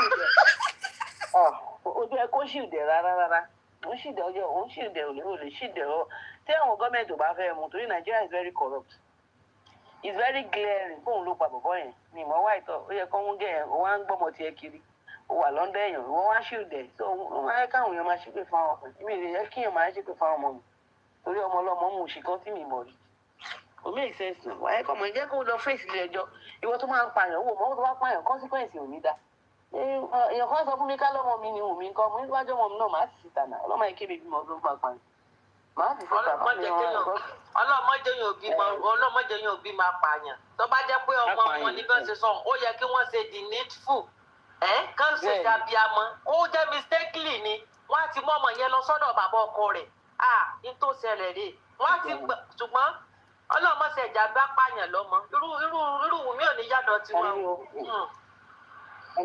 irú Wùmí ò ní yàdọ̀ tiwa o lórí burúkú ọmọ ìkàlẹ́yìn ọmọ tó ti ṣògùn Wùmí mọlé ológun jù yẹ ẹ lọ ọmọlé ológun làwọn tó bí lọ ọmọlé ológun ju àwọn tó bí lọ ẹsẹ̀ Wùmí gùn ẹ̀gbọ́n tí ọ̀rẹ́ first note kan tó jáde tí BJ play fún wa gbà yẹn vn tó jáde tí ọ̀rẹ́ sọ pé ó mú òun lọlé ológun kóhun sóògùn òun nírọ́ Wùmí ti kú ẹsẹ̀ ọmọ ti gùn lórí burúkú ẹsẹ̀ ọmọ yẹn ó ti gùn ó ti rìn inú ayé nígbà tí ò réèyàn bí kò réèyàn tán age of 13 years ó ti wà ní street ó ti wà lẹ́sẹ̀ títì ẹ wá ní irú ọmọ wọn wá láwọn ní kí Wùmí ó yá. wọ́n lọ kọ́ kí ní ẹ̀ tó ti fún ìtàbí pé 13 years àwọn èèyàn kàn wúra wọn kò wọ́n mọ́ sẹ́gun wọn primary school àbí sẹ́gun 13 years ilé ọkùnrin ló wà wọn máa wọn òbí náà ní good upbringing àtọ́ màmá wọn tọ́ wọn dáadáa. lẹ́yìn àwọn tó ti gbé wọn lẹ̀ tán lóun náà ti ráre lọ ìyá tó ti gbé wọn lẹ̀ tó ti ráre lọ ìyá tó dé sí yan tí ní ta wọn ní bó bá gbọ́ kí n wá fún mi yóò lè wù mí ta ni yóò lè síta ni ẹ wá lọ́mọ òní jàjàkújà Wùmí àwọn òfẹ́ máa ní ọlọ́mọ ọwọ́ rẹ o ọba tásìkò ó mọ̀ pé ó gbélé àmúlẹ́jẹ̀jọ́ ó ṣe DNA o ọlọ́run tí sọ bá a kà ọlọ́run ti sọ ọmọdé ẹsẹ̀ ó ti sọ ọmọdé ẹsẹ̀ sí mọ́ wọn lọ́wọ́ ọmọ ṣe lọmọ ń gbẹ orí ní tóbi ọmọ nǹkan kò rí ìtọ́jú kò ní kí ẹ̀ gan kan kò tọ́jú ọmọ kò ṣe gbẹ orí la bí orí ń gbin lọ́mọ orí ń gbin ni Liamu orí àtẹ̀yìn ní ṣe pàǹpà eyín àtòrí ní ṣe pàǹpà. ìgbà táwọn Nàìjíríà lè gbà wọn wá fi lẹ́yìn gbogbo àwọn fámìlì rẹ̀ bọ̀bọ̀ tó yin tàbí ẹ̀ bí British kìíní yẹn kí lọ́tẹ̀ ń kúrò náà bọ̀bọ̀ Yíbò yẹn ṣé ní Yíbò land ṣé wọn lè gbà rẹ̀ gbogbo nǹkan tó ń sọ fún kan ló ń wọ tó lè àwọn Yíbò dẹ̀. kí mo lóko rẹ̀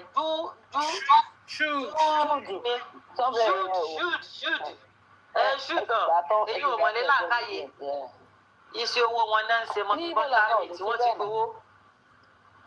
ti gbowó wọ́n sì ti fún wọn ní wọ́n ti fún wọn pé ìbéèrè báyìí ní kẹ́ ìbéèrè lọ́wọ́ rẹ̀ western mọ́ ní kẹ́ ìbéèrè lọ́wọ́ rẹ̀. olóńgbò àwọn ọmọ ẹ̀ dùn nǹkan yẹn tí freezer fún rẹ̀ gan bẹ̀rù sí grandpa àwọn wíwé bàbá wíwé tó ń bá ọmọ ọmọ ẹ̀ wíwé man tó kú lásẹ̀ tó lónìí. tó wà ní báṣu. tó ní company yẹn tó kú nínú ṣé plane crash ní California. nínú helicopter. Private jet.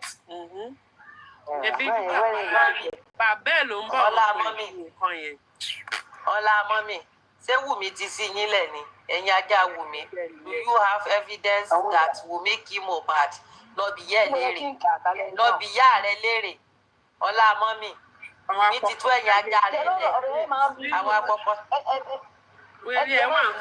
ẹjẹ bí yẹn sọ̀rọ̀ ó sọ̀rọ̀ tẹ ẹjẹ tó gbé bá mi kan ráyè wá sókè máa ń gbọgbọ tẹ sọ wúmà tó ń sọ̀rọ̀ ẹ ọlá mọ́mì do you have evidence ṣé tó bá ń pààyàn ó máa mú evidence lẹ̀ ni ẹ tó bá ń gbọ́ àwọn èèyàn kí ló nǹkan ọjọ́ mi mọ ó dẹ̀ ń pín lánàá náà rẹ̀ vengeance àti kí lórúkọ mọ́mì iná G-Babe ló ń sọ̀rọ̀ èèyàn kan wá sọ pé ó dà pé mi G-Babe sọ̀rọ̀ ó wá èèyàn wá kọ́ pé do you have evidence ọdẹ ní ni ṣé tó bá pààyàn máa bẹ ṣé tó bá pààyàn ó máa ìwọ́dẹ̀ tó pààyàn níta tó fọ̀ bẹ́ẹ̀ tó ń gbìyànjú níta lójú títì èèyàn tó bá pààyàn ó máa pààyàn kọ̀rọ̀ nìkan tó mọ̀ pé kọ́ táwọn ṣe lè sinful act ọdẹ irú question ọdẹ yín béèrè gbogbo nǹkan tó àwọn nílò òyìnbó tá à ń gbé gbogbo àwọn tó pààyàn ṣé ọlọ́pàá wà ń bẹ̀ ni ṣe bí tọrọ investigation àti nǹkan tí ẹ bá sọ lẹ́mọ̀ pé nǹkan tí Wùmí ṣe ó ti ṣóun pé Wùmí ló pa ẹ̀dẹ̀ ní sọ́nà evidence máa lọ́wọ́ evidence kiri àwọn ọ̀rọ̀ tó tí ò make sense ṣọ́nà evidence ṣé tó bá pààyàn ó máa jáde pààyàn ní láyé gbọ́njà wọ̀ ẹni tó bá ṣe nǹkan burúkú kò ní ṣe níta táwọn èèyàn máa fi mú náà ó máa ṣe ń kọ̀rọ̀ àbí kan fún àbí kan. kí lẹ wí jàre kí lẹ wí. ẹni láìsí pé máa ń jáwọ́ mo wá ní àbí kan fún. àbẹ́rẹ́ kò yẹ òkè àwọn ẹni ṣọ́nà evidence nínú ọ̀rọ̀ òun àti òṣè ṣé ká níwọ̀ ọmọ tiẹ̀ lọ́ọ́ ṣe bẹ́ẹ̀ fún àbíwọ̀ wàá máa ní ṣọ́nà evidence tí ọkọ àti ìyàwó bá ń gbé nílé ibi tá à ń gbé yìí náà ọkọ àti tí ọkọ bá kú ìyàwó lọ́ máa wọ́ǹdì tí ìyàwó bá dẹ̀ kú ọkọ lọ́ máa wọ́ á dẹ̀ bẹ̀rẹ̀ investigation fún dẹ́ máa mú tọ́ gbàtí Nigerian government ò dẹ̀ fẹ́ ṣe investigation á dẹ̀ rí tí Wùmí ṣe ń rojọ́ tí èṣù tó ń rogbo ẹjọ́ yẹn gbogbo nǹkan tí Wùmí tó ti ṣóǹpọ̀ òun ló pọ̀ mọ́ yẹn kò ọ̀dẹ̀ gan mọ̀ pọ̀ òun ló pọ̀ mọ́ gbogbo ẹni tẹ́ ẹ̀ sọpọ̀tẹ̀ Ọlọ́run ẹrí pèèní ẹmọ tó ṣe máa ń dùnyàn tó bá pààyàn lọ́mọ ẹ má jẹ́ ìpòrọ̀ kan fún ìgbà tí kíní ẹ̀ ọkọ̀ ṣẹlẹ̀ Wùmí ni mo ń back Ọlọ́run pàtí kókó ṣẹlẹ̀ tí bàbá ṣe mo bú bàbá yẹn mo ní àbábá yẹn ní ṣe báyìí ká ní ẹni kíní kan mo ní ẹ̀rọ Nàìjíríà tí o kókó bú bàbá ẹ̀ẹ́dì kò dákẹ́ ọ̀ma kúrọ́ mo ní ìka bàbá yà ẹni tí mo ẹ máa níyàwó ìyàwó lè máa kúrọ́ Áfíríkà ti lè kúrọ́ mọ́ ìgbà tí wàá jókòó tí mo wo tí bàbá yẹn dẹ́ ìgbà tó ń dùn wá ṣe DNA tó ṣe é sọ̀rọ̀ mi ní apààyàn ní díẹ̀ yìí ló pa bọ̀bọ̀ inú doubt ọkọ mi ò dẹ̀ ń tọ̀nù níbi bá ti wà òun ló pa so gbogbo question ṣe wà ń bẹ̀ ọ̀rọ̀ ọ̀run ẹ lọ bí Google ṣé tó bá pààyàn ṣé Wùmí máa pàǹtà ní áyùn ìbọn fún tàbá gún lọ́rùn táwọn èèyàn rí ọkọ nǹkan tó sì yàn ti mọ̀ pé all point gbogbo kìíní yẹn point Wùmí ìzùkìlà òun ló pa ó dẹ̀ ní lọ free Ìyábọ̀ lè ṣí ìdẹ̀ for some time Wùmí ó máa jẹyẹ you can't go free ó máa ní máa pa odidi èèyàn wá máa ìwọ máa ń jẹ ayé ìhun lọ Zimbabwe ìhun lọ Tanzania ó wá ní ó máa jẹyẹ it's just a matter of time wàá bò ó wàá jẹ ṣégeyà àwọn tó ń ṣe tó ní ilé Ìyábọ̀ ò ní rí Ìyábọ̀ màmá ọlọ́àmọ́mí àdúgbò bá pè é ọlọ́bí Google ọ̀rọ̀ rúnù sọ̀rọ̀ evidence ṣé àwọn àtàwọn àbí à ń bá wọn gbélé ni bó ṣe rọ̀ tó bá rò ṣé jọ́ọ̀jì tó rán tó sẹ́ńtẹ̀sì olè ṣé jọ́ọ̀jì wà bẹ́gbà tó lè jalè kó ṣe investigation àtọ̀rẹ́nu tó bá investigate gbogbo nǹkan tó bá jọ máa fi mọ̀ pé lóòótọ́ ló jalè abẹ́ni lóòótọ́ ló pààyàn ẹ̀yin Nàìjíríà wà nǹkan máa ń kó brain yẹn máa ń kó sápò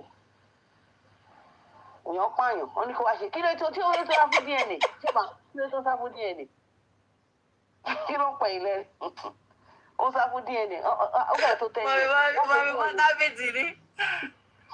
àwọn Nàìjíríà wọn máa kó bẹ́ẹ̀ sàpò.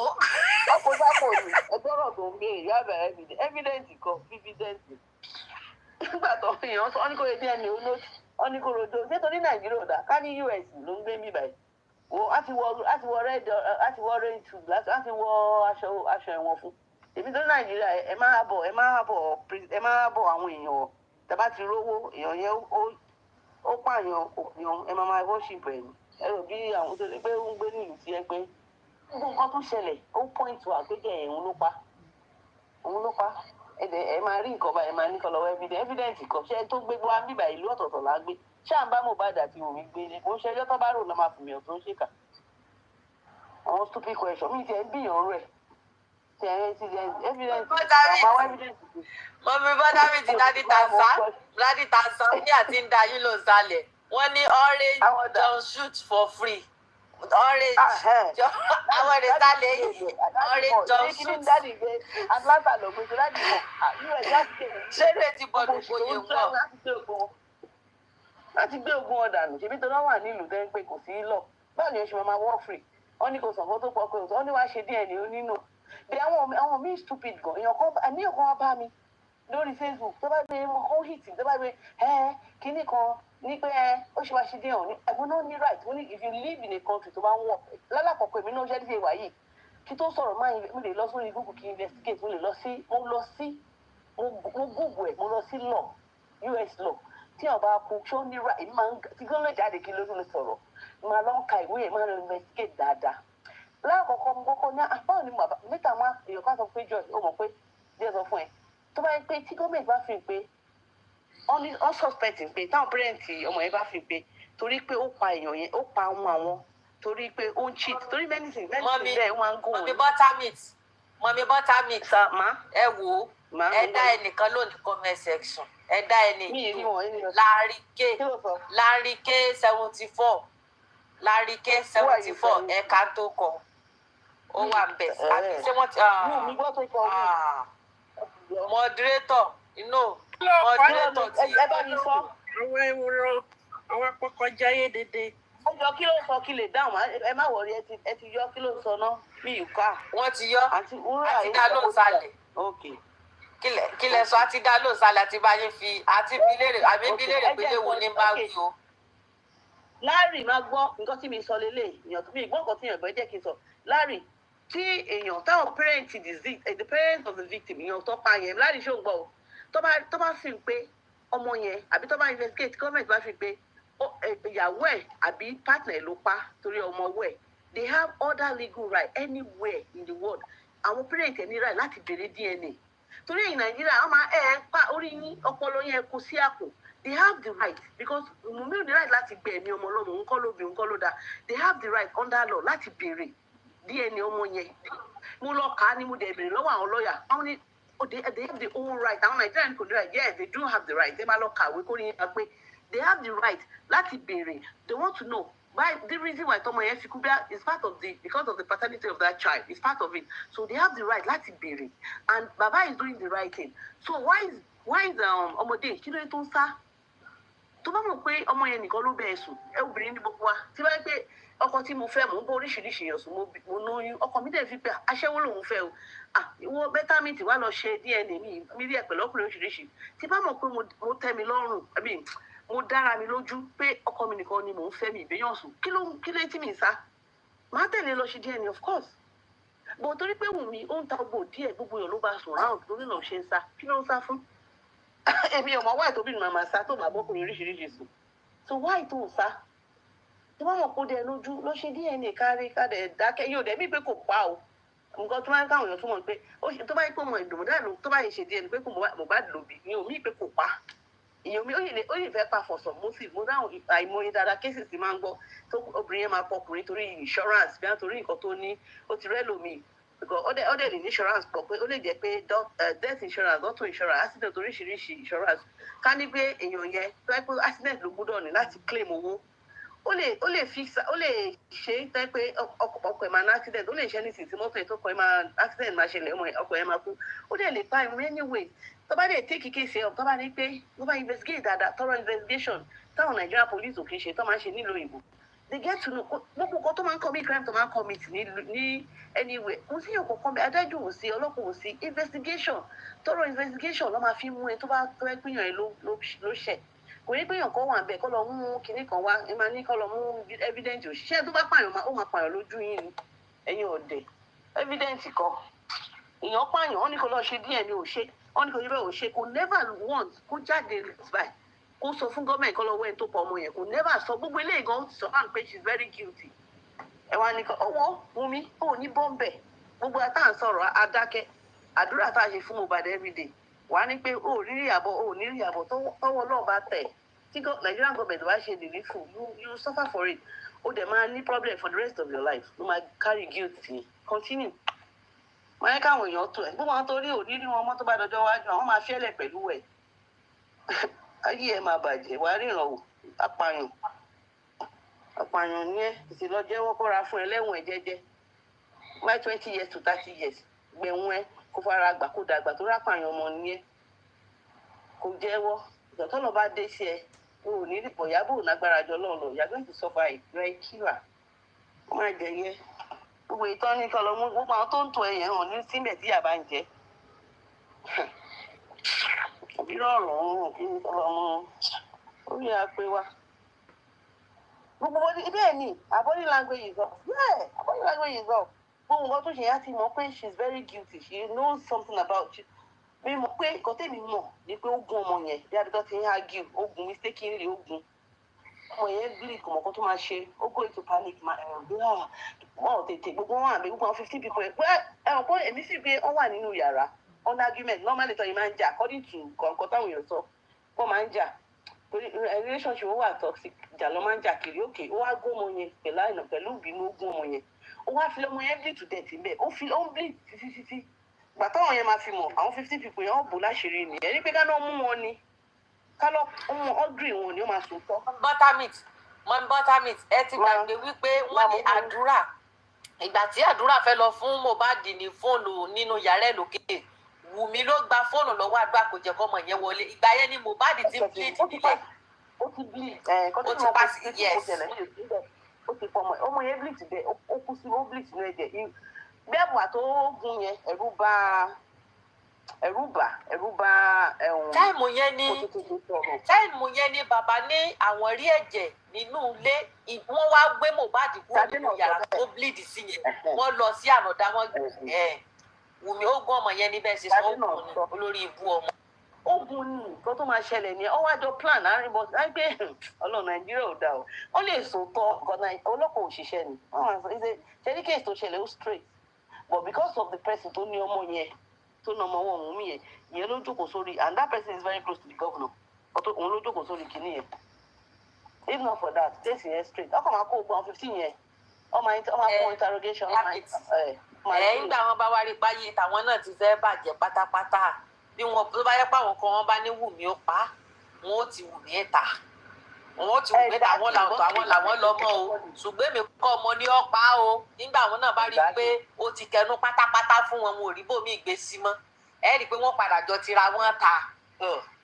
torí wọn ò mọ̀ ohun tí wọ́n lérò kọ́ ni wọ́n bá ohun tí wọ́n lérò kọ́ ni wọ́n bá wọn ò mọ̀ pé Ọlọ́run máa gbé àwọn èèyàn dìde sí bàbá yẹn wọn ò mọ̀ pé ó máa kẹnu jẹ́ pé wọ́n lérò pé àwọn Nàìjíríà wo emotional lásán la ní tá a bá ti pariwo láàrin ọdún kan oṣù mẹ́fà á dà lé wọn mọ̀ pé kàkà tó yẹ ká dà lé.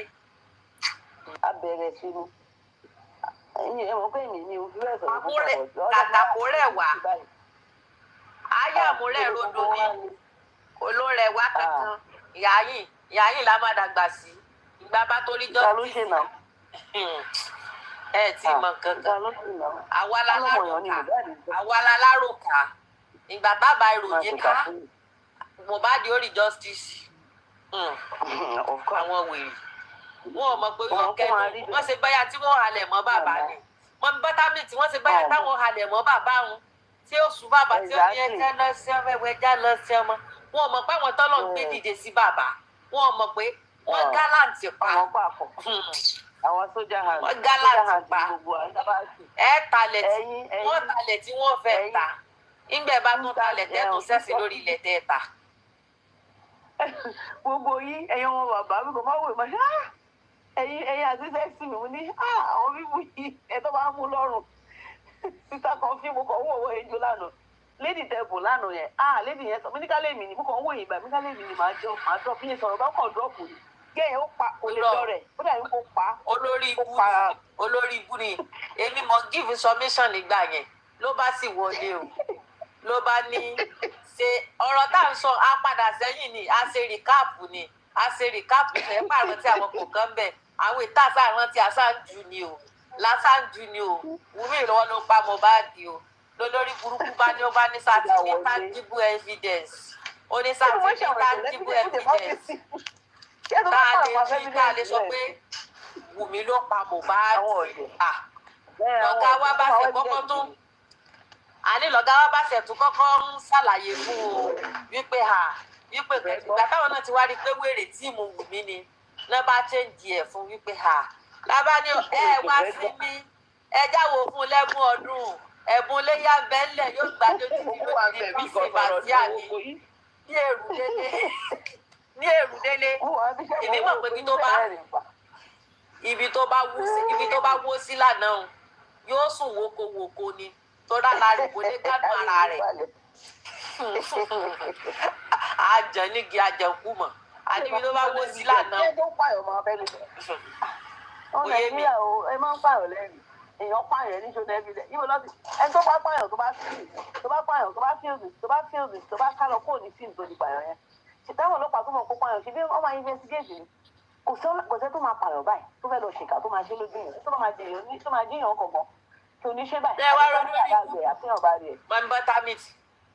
ṣé wàá rí lórí ibú tí ó tún wá béèrè pé sáà ní tangible evidence pé Wùmí ló pọ̀ pé ó tún wá jẹ́ mummy of 6 lábàdí sórí gbogbo ọmọ rẹ mẹ́fẹ̀ẹ̀fà tó kù kìí ṣe kú lásán ní ọ̀pá wọn o èèyàn ní ọ̀pá wọn àmọ́ wọn tangible evidence kí o. àmọ́ àwọn evidence gbé gbogbo tíjà ẹ̀jẹ̀ ṣe ó wọ́n fi hàn pé kò clean rárá òun ló pa kò tẹ̀lé tó bàbá mi sọ òun ló pọ̀ mọ́ yìí. ó wá lè má mọ̀ mọ́ àgbà blọ́gà ṣé tíìmù Wùmí nìyí ni ẹ ti wà lórí panelist yóò ti tó bí 1 hour ẹ bú tí ẹ dẹ sọ̀rọ̀ ẹ wá ń disturb wa ṣé tíìmù Wùmí nìyí ni ká lè bẹ́ẹ̀ fún yín tẹ́ bá ti ṣe tí Wùmí ẹ tètè mute máìkì yín o wọn ò sọ̀rọ̀ wọ́n dẹ̀ ń disturb wa ṣe bẹ́ẹ̀ ṣe gun panel ẹ mute máìkì yín. ọlọ́gbọ̀n òkè ẹ̀jẹ̀ kọjá wọn bọ́ náà irú àwọn ọba ẹ̀jẹ̀ àwọn tí ẹ̀ ní kẹsì ní kọjá wọn dáhùn. ẹ̀gbọ́n fídíò ó dà pé ẹ̀gbọ́n fídíò moderator ni wọ́n ẹ̀jẹ̀ bá wa jágbà blogger àmọ́ ẹlòmíì kú máa ń gòkè tí ò ní mọ̀ wípé àwọn ti wà lórí panel. ẹ ti gbé mi gòkè rí rárá tí mi mọ̀ ó kọ ríra mi lókè mi ní ìgbẹ́ ẹ máa ń gbé mi gòkè lọ yìí tó kí èrè àkọ́ ìrìn àbí àpò àwọn dáàdì Tanzania ti gòkè dáàdì Tanzania ti gòkè wọ́n gbọ́ támì dáàdì Tanzania ti gòkè wọ́n ti wà lórí panel. At least ẹ jẹ́ bá wa mí tìyín náà ẹ jọ.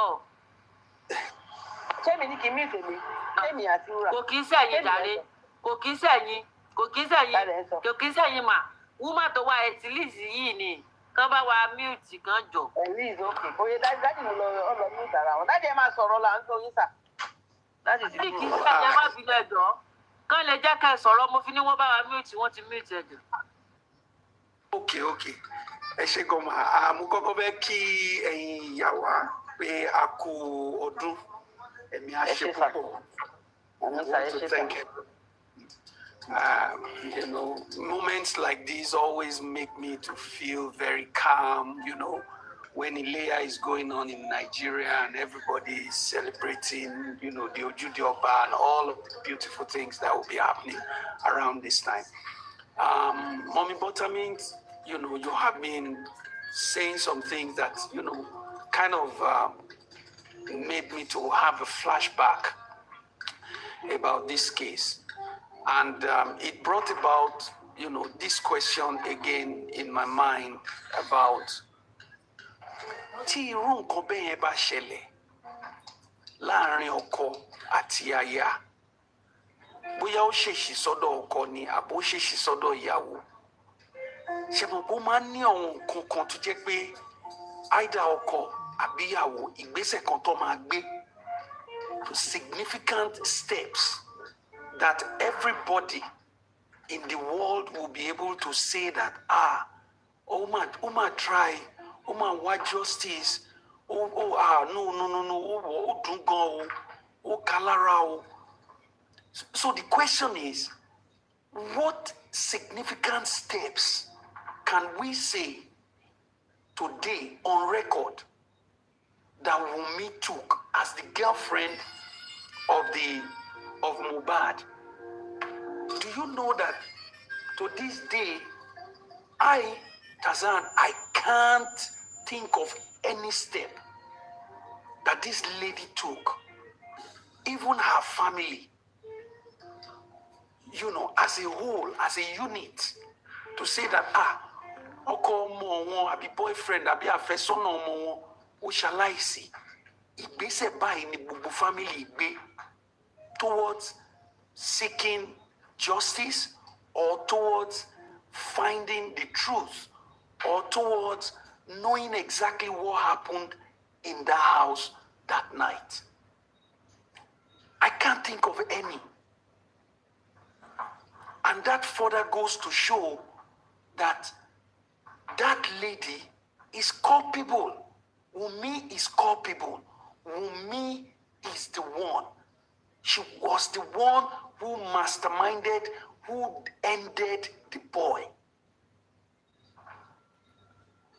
Because tá a bá tiẹ̀ rẹ́ni tó ṣe rí, ṣe bá rí ajá, àbádìyẹ, even ordinary animals. When things like that happen to them, you will see Tarashima Tawon. But in the case of this individual, this girl, you can't point out to anything that she has done. All of the interviews that she has granted, both in several TV stations. There was none where she said categorically, I am seeking for justice for Mohbad. I want to know what happened too. Please, government, help me. Police, help me. Do your job. She never said it. Even when they went to the award, she had the opportunity again to call on the whole world, to call on the government, to be able to do something, to hasten up, to call on the police. She didn't do it.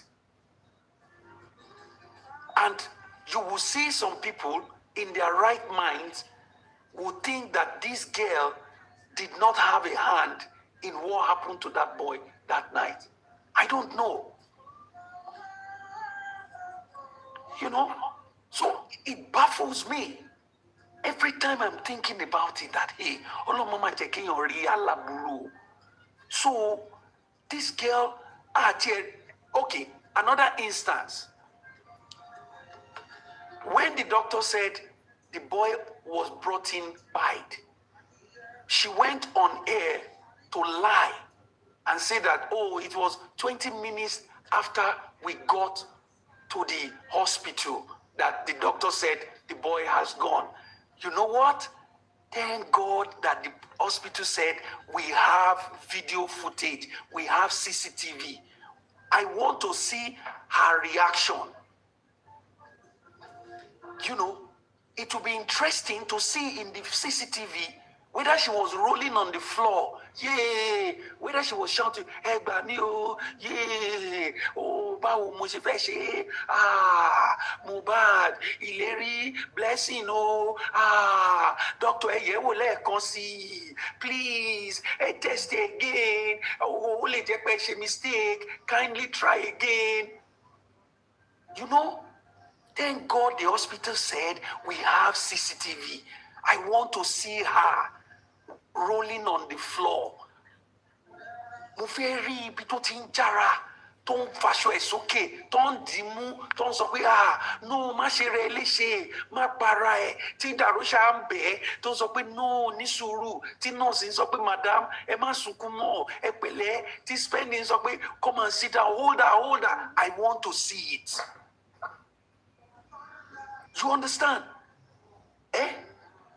How everybody was holding her. Where did Jibami was saying, oh, Tito Pele.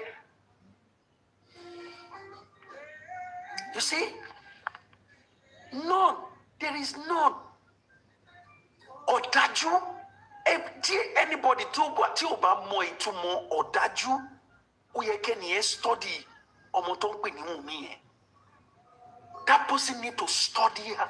That Wunmi. Just listen to the story of Mohbad and you will know exactly what Ọ̀dájú means. Ọ̀dájú ó ṣojú fúrú bí ẹni pé kíni kan ò gbé nǹkan mi ṣarabúyẹ́.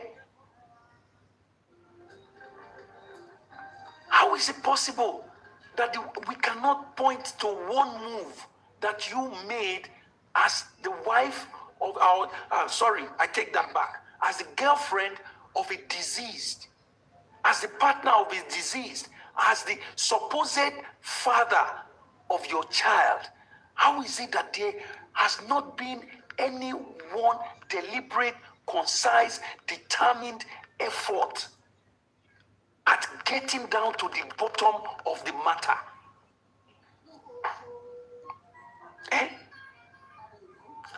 I want to see at that hospital when the doctor, after 20 minutes, based on what she said, when the doctor said, oh, he's gone after 20, I want to see where she held on to the nurse and pulling her clothes to fall short to say, nurse, kí ló ṣe fún, irú abẹ́rẹ́ wo ló fún, tó ń bo nurse yẹn jìgìjìgì bá. I want to see it.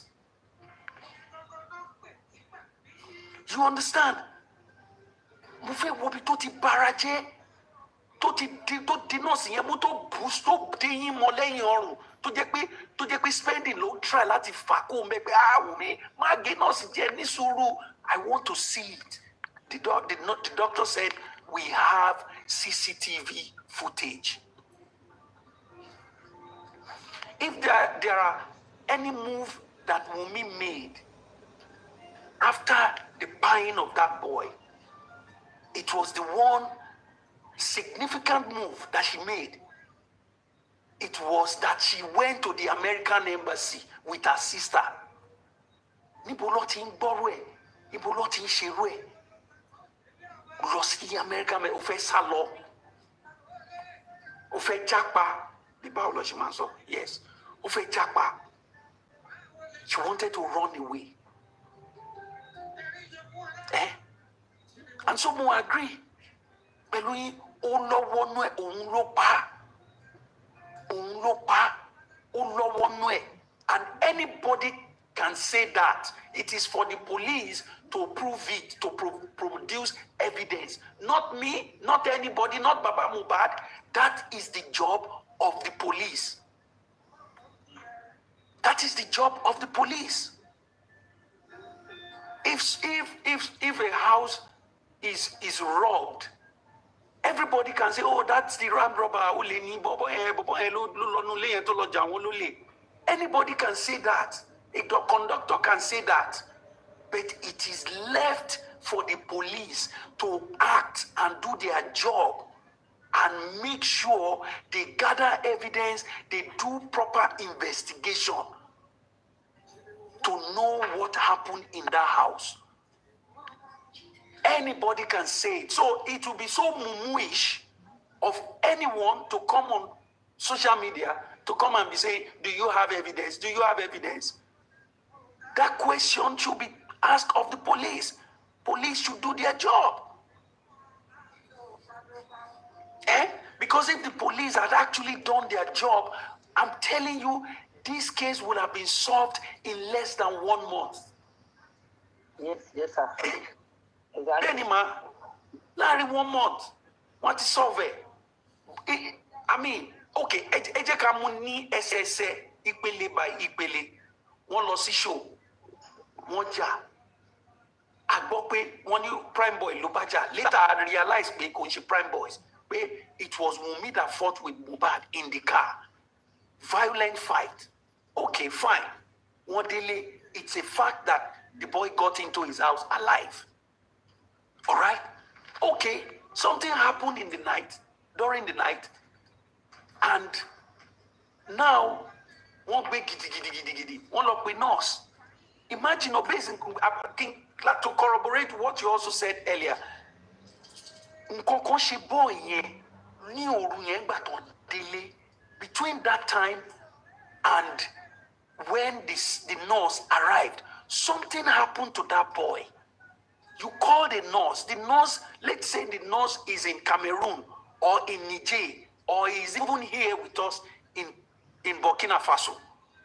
Ẹ wá dúró láti gbà yẹn títí nurse yẹn fi travel to go through immigration process to take Badagry to lọ ó wá dé ní Tuesday. Ẹ wá gbé lọ sí hospital after the nurse gún lábẹ́rẹ́ ó fún ní paracetamol ó fún Fensic ó wá ń gbọ̀n ó domi lé lórí. After tẹ domi lé lórí ẹ sọ pé nurse kí la máa ṣe báyìí nurse ní kí ló dé tó sọ fún mi pé ó máa ń gbọ̀n báyìí nǹkan. Nurse said let me go to the pharmacy. Kí nurse tó dé ẹ ti ṣe arrange. Ẹ ti pa kádàrá nurse yẹn ẹ ti pa kádàrá ẹ̀dá. Ọlọ́run ọba jọ̀ọ́ o má jẹ́ kó pa kádàrá wa dà sáìdá o. Ẹ wo bó ṣe pa kádàrá. You know, up to that point, one should give that nurse the benefit of doubt that perhaps she didn't even know what was going on.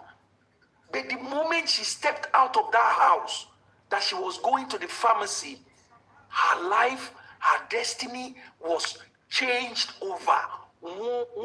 One corrupt life of money.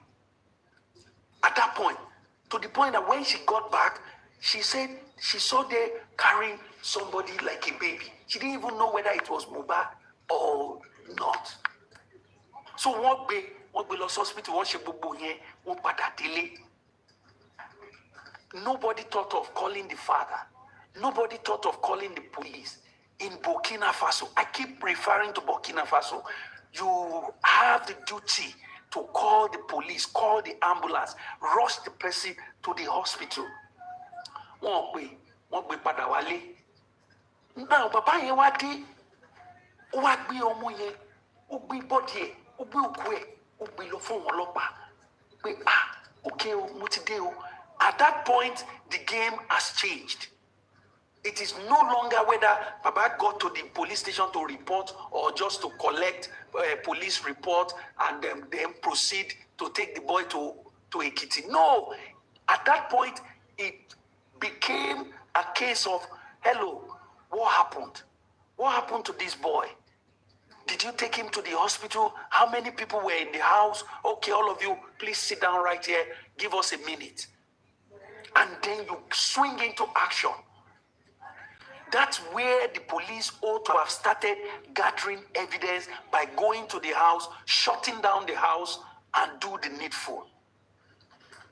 So anybody that comes up to come and say, do you have evidence? Do you have evidence? It is pure stupidity for anybody to be asking that kind of question at this stage, based on what we now know, based on our understanding of how the process works in Nigeria now. So any evidence, the police should do their investigation and bring out evidence. Anybody can say anything. So for me, I can't, it is painful. Even, as you said, even a me going, but matter in 2023, I had compassion. I sympathized with this lady. I said, oh, Umashio, kí ló lè wá ṣe bọ́ yẹn báyìí? Wọ́n wá ti ju ọmọ yìí sí òkùnkùn ìbẹ̀rẹ̀ ayé báyìí, oh, yẹn Umashio, kí ni kan? Until that interview that Baba did, before I now step back to say, no, this thing cannot be right. And since that time to this day, it's difficult for me to say, oh, you know what? Lady yìí, ẹ wo nǹkan tó ṣe, ó gbégbèsè báyìí, ó ṣe báyìí láti wá justice everywhere tó bá lọ. In fact, ó máa ń wọ t-shirt justice for Mohbad. Everywhere tó bá lọ, àwọn èèyàn máa ń rí tó máa ń wọ t-shirt yẹn. Níbo, for where? Every opportunity to go into a studio to grant an interview, one would have thought that she would have seized the moment to call on the authorities to do the needful, to do the right thing. But no. And even the fisile no gon, the ba so okay, kate so po mo kekere ni, be 25 years old, ko mo bo se, ko le experience eri. She has never been part of, she has never seen it before. E joba, àwọn òbí ẹ̀ ńkọ́, ìyá ẹ̀ ńkọ́, bàbá ẹ̀ ńkọ́, àwọn family wọn ńkọ́, àwọn tó gba basket fruits nígbà tó lọ ṣe introduction. Àwọn èmi náà ṣe introduction o. Àgbé èso lọ basket, wọ́n fún wa list o. Àgbé basket lọ, mo dẹ̀ mọ̀, èmi náà a dẹ̀ ti gba basket nílé wa o. Àmọ́ wọ́n ṣe máa ń pín o. Ṣé mọ̀mí buttermilk? Ṣé wọ́n gba àwọn oníbọ̀ ṣe máa ń pín? Gbogbo family, gbogbo wọn ló máa make sure pé everybody ní part, wọ́n ní share nínú. Gbogbo àwọn tó gba share nǹkan tí bàbá Mohbad àti ìyá Mohbad tó ń kó lọ sílé àwọn Wùnmí. Níbo ni gbogbo wọn wà lénìí? Ipa wo ló ti kó? Ìgbésẹ̀ wo ló ti gbé?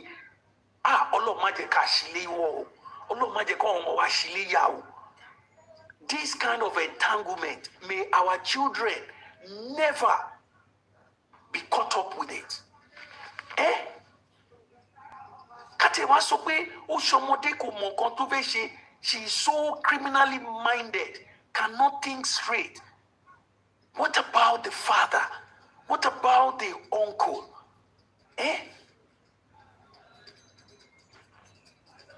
And as I was saying yesterday, everybody in that house, whether they are 6, whether they are 5, whether they are 10, whether they are 15, Mohbad meant something different to each one of them. Something different. To DJ Bami, Mohbad was his boss. Mohbad provided him an opportunity for him to earn a living, to spending. Mohbad was a friend who wanted him to do well. Say, hello, come over. We can do well in Nigeria here. To lifestyle or whatever. He meant something to that boy, to Darusha. Mohbad was his principal. To Adura, oh my goodness. That was his brother, his blood brother. They grew up together. They went through everything. Perhaps maybe until when they grew, they became adult, was their experience began to be different. From the moment their mother left them, their experience was the same. Including Blessing. They had the same experience growing up. That was his brother. Mohbad meant something different, unique to Adura. Those in that house that night. And you want to say, ultimately, what did he mean to Wunmi in that house that night? Mohbad was the supposed father of Wunmi's son. Ọkọ àfẹ́sọ́nà. Life wire. ATM. Wunmi's ATM. Her life wire. Wunmi's provider. You see? And so, what did each and every one of them do that night? That night, what did they do? From 3 a.m., what did they do? Nothing. They waited for a nurse to enter plane, buy ticket, and fly over to Nigeria. It is so sad though. Where we are right now, anybody that doesn't see that this girl's hand is in the cookie jar, stained terribly. Anyone who does not see it needs to go and check their heads. They need to go and check their heads. And so, Mommy, what you said just cast my mind back to that point, you know. That's why I said, let me come up and quickly just add a few words. Thank you very much, man. God bless you, man. Thank you.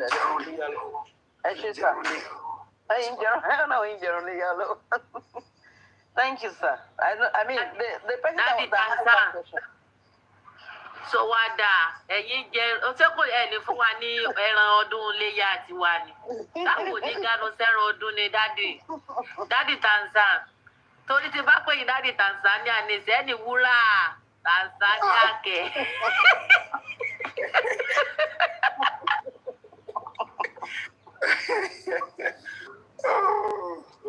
Ọlọ́run àṣìdá. Ètò dá lọ́lọ́run máa ṣe fún gbogbo wa. Amen. Honestly, you know, this Mohbad, honestly, it's one that you know, just will make you to just slow down and step back and just think about it. Oh, really? Some people don't have common sense, sir. Some people just don't have common sense. I was listening to Yomi today.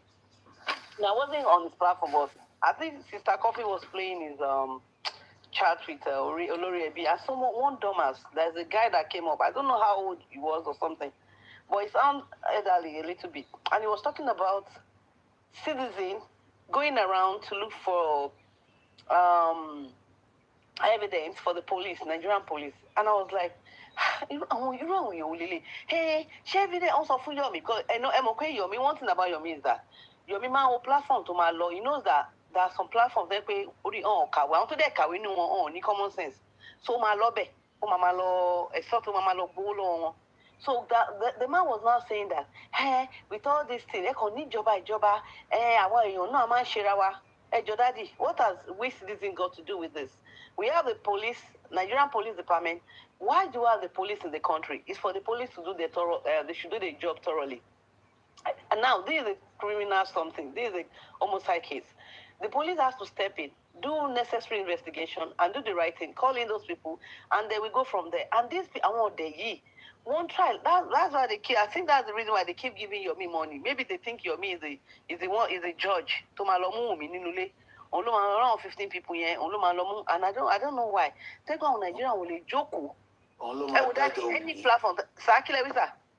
Mo ní Yomi ló máa dájọ́ Wùmí. Ẹ ṣé o. Ó ti lọ sí power school. Òun ló máa lọ dá òun ní adájọ́ because I don't know why they keep believing èèyàn ọkùnrin àgbàlagbà ó ní pé ẹ kàn ní gọ́ọ̀mẹ̀ntì ni àwọn èèyàn náà là ṣe kí báà lẹ́yìn èèyàn ṣe ń ṣera yín gbogbo ó ní gbogbo nǹkan tó ti rí ìkó yẹn ṣé èyí lè máa wá ní àbí ìjọba ló yẹ kó ṣiṣẹ́ wọn ìjọba ò ṣiṣẹ́ wọn ìjọba la máa drag just like tí Vengeance ṣe ṣe and other platform torí wọn pé any platform tí bá lọ àwọn èèyàn rí wọn pé ní mi lọ platform àwọn dormers mi lọ síbẹ̀ báwo lè yan àwọn àgbàlagbà máa sọ pé ṣùgbọ́n àwọn èèyàn náà là ń ṣe báwo lè ṣe ń ṣe ra yẹn ilé kí Yomi wá máa gbowó lọ́wọ́ yín Yomi tí ò lè ṣe kan Yomi àbí taking money inú bí mi lẹ́yìn ìgbà tó ń play kìíní ẹ̀ mo kàn kó bẹ́ẹ̀ mo tọ́ síbẹ̀ ọ̀bọ̀ mo kúrò mo ṣe nǹkan mo kàn fílẹ̀ bẹ́ẹ̀ ni mo ní bọ́ọ̀lù yẹn àgbàlagbà mo máa ní ẹ̀yìn èèyàn kí lèèyàn fẹ́ ṣe ìjọba ló máa even gbogbo ìjọ ọjọ́ kan Vesto was on the platform I think was it Vengeance platform or Sister Coffee? Then he said the same thing. He said somebody was telling him to go to Adura and record Adura and then take the record into the police. Then he said, even if I do that, if the police, we've been doing a lot of things. The police are saying that this girl is guilty. She's the one that murdered this guy.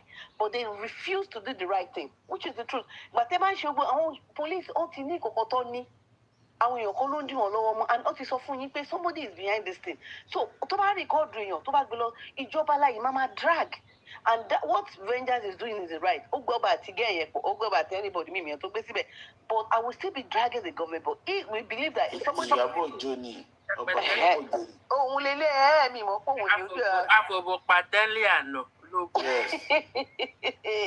So ìjọba la máa drag tẹ̀lé ń ṣe náà ni wọ́n pe let's do something because èèyàn kan ló jókòó lórí kinní yẹn we want that so gbogbo ìtàn ṣe Yomi ṣe èèyàn yẹn kàn wé so Yomi ò lè ṣe nǹkan kan Yomi kàn máa fún wọn gbádùn ni àwọn bunch of idiots ọpọlọ wọn ti kó lọ ẹni tó dẹ̀ kàwé nù wọn kò ní deep orí wọn ò pé ẹni tí ò kàwé nù wọn àwọn yẹn ayé wọn máa bàjẹ́ pátápátá ni àwọn tó dẹ̀ kàwé tó rí wọn ò pé because mi ò mọ̀ nǹkan tí Yomi máa ṣe Yomi yẹn gangan náà inú nǹkan mi bó yóò lè lélẹ̀ ẹni yìí máa gbó lọ́nà kí ló fẹ́ ṣe ṣóun ló máa lọ mú Wùmí lé ni àbó ló máa 50 and daddy you said something that I really love you're saying that.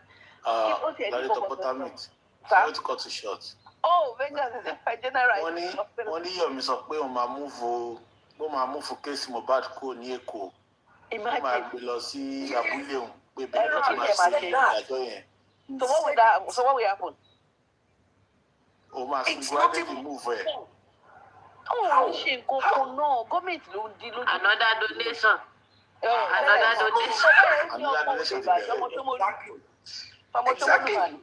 Orí ẹ̀ olè ló wà ní olè burúkú lọ́mọ báyẹn so àwọn tí ò bá gbọ́n àní platform ti bá wà ṣẹ́rú ẹgbẹ́ kí tó jọ yín gbogbo platform mo ti wò mí lè má gòkè máa wo nítorí ẹ̀ bá pé ibẹ̀ máa ń wà àwọn tó rí wọn pé tọ́tẹ̀ kàwé tó rí wọn pé máa wà yẹ́rọ àwọn dìde ní platform yẹn mo ní àwọn ọ̀dẹ̀ Yomi mọ́bí tó ń lọ ó ti pé àwọn tó rí wọn pé tó lọ school tó dẹ̀ make use of your brain dáadáa kò ní dúró tí mo pa àwọn yẹn máa kọ̀ ọ́n lójú pé wọ́n máa bí question kò dé fẹ́ wà defeated kò fẹ́ ní question he knows that question is thrown to him tí wọ́n máa throw questions sí báyìí ó máa já ni kò ní lè sọ̀rọ̀ tó máa pa àwọn ènìyàn kàwé dáadáa and I know he is not much educated kò lọ school púpọ̀ bẹ́ẹ̀ secondary school ló ti kúrò tó lọ join theatre so àwọn tó bá kàwé dáadáa tó bá dọjú sí ó máa ń sá so àwọn tí ò lọ school bíi ti tiẹ̀ ló lọ bá then àwọn tó dẹ̀ gbé kàwé díẹ̀ tó rí wọn ò pé báwo lè oṣù máa san ní pé àwọn èèyàn là ń ṣe ìjọba kò kọjọba so that means pé the citizens of that country ló máa investigate homicide case I don't get it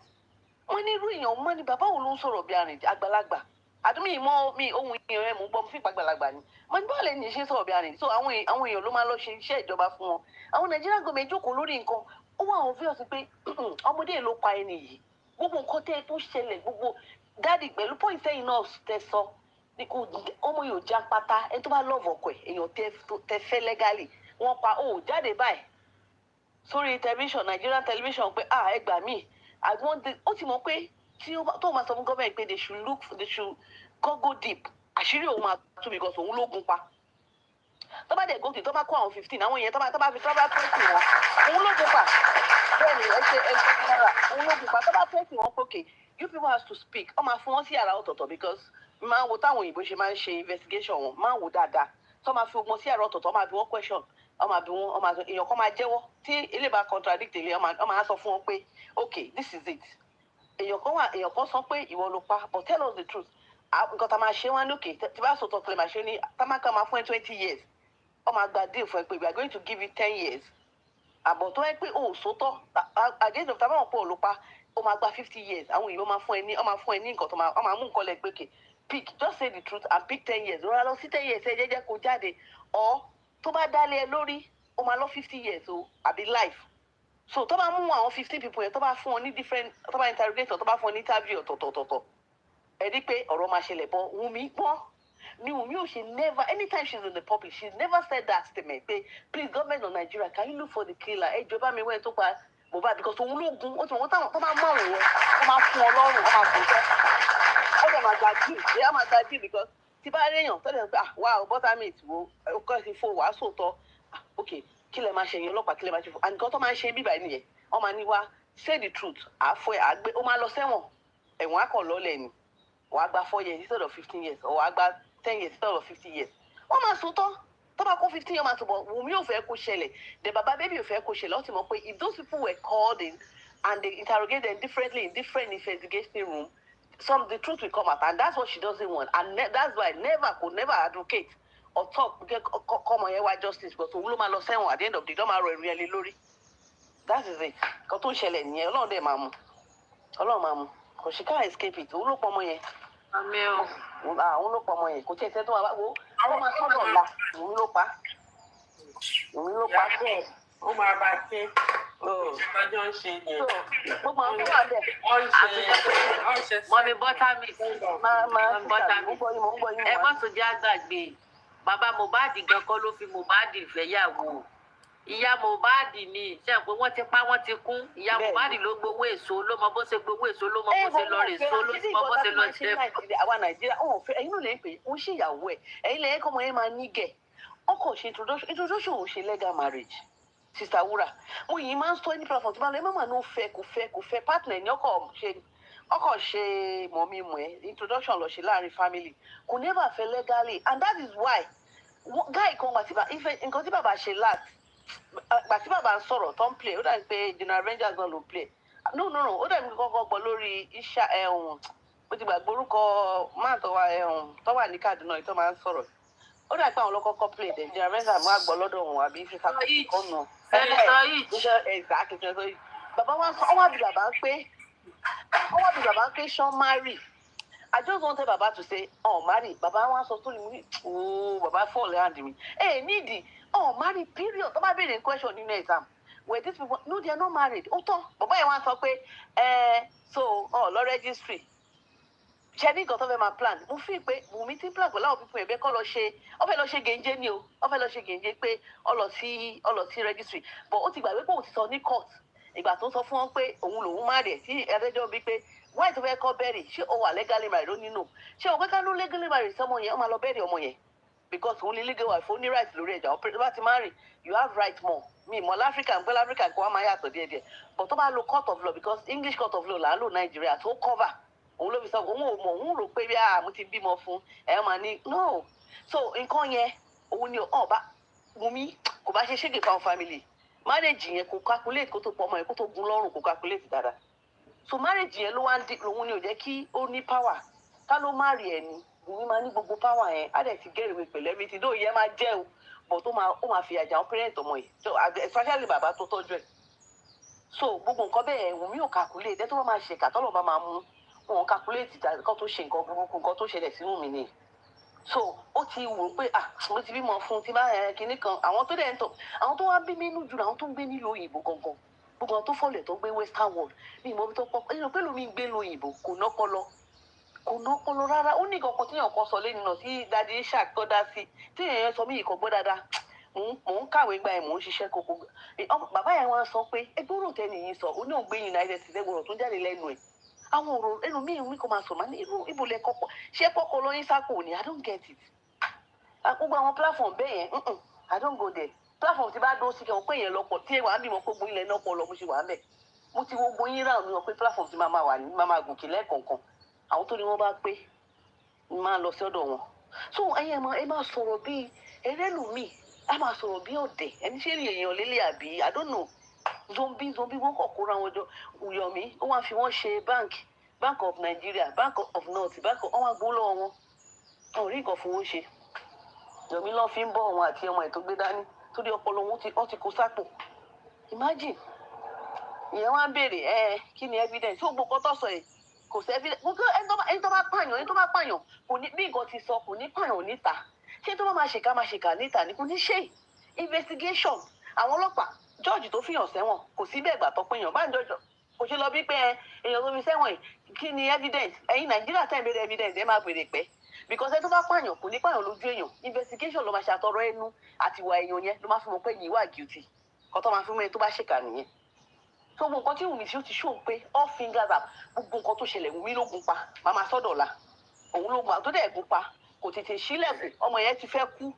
ó wá àwọn 50 people yẹn wọ́n àjọ dì ọjọ́ múlẹ̀ àwọn yẹn ṣe múlẹ̀ but tí gọ́ọ̀mẹ̀ntì bá bí wọ́n bí èmi o tí bá jẹ́ commissioner of ọ̀sẹ̀ máa ń mú mi Nàìjíríà máa pa mí dànù ni because máa fún wọn sórí death row máa ní ọ̀tí bá sòtọ́ tó bá fún wọn sórí death row tí gbogbo máa sòtọ́ máa ní wò máa pa gbogbo yín tẹ́ bá tó gbogbo máa sòtọ́ but Wùmí ò ní ṣe bẹ́ẹ̀ because mo mọ̀ pé tó bá go further láti máa campaign láti find killer of that boy àwọn yẹn máa sòtọ́ pé ṣe bí wọ́n ló gun pa adẹ̀kọ́ bẹ̀ but Wùmí ẹni pé kò never advocate for the pé kọ́ lọ́wọ́ ẹ̀ tó pọ̀ ọmọ yẹn kò never sọ̀rọ̀ fún láíláí òun ló pa gbogbo ẹni tẹ́ ń wá evidence mo ń sọ fún yẹn dọ̀bìrì lọ́wọ́ Wùmí kó ṣe DNA tó máa àárẹ̀ evidence tó bá ṣe DNA tán tí orí gbogbo yín tí ò pé yẹn pẹ̀lú question òṣìṣẹ́ máa béèrè kiri ẹ jẹ́ ń dákẹ́ díẹ̀ ń bí kẹ́lómi sọ̀rọ̀ sà.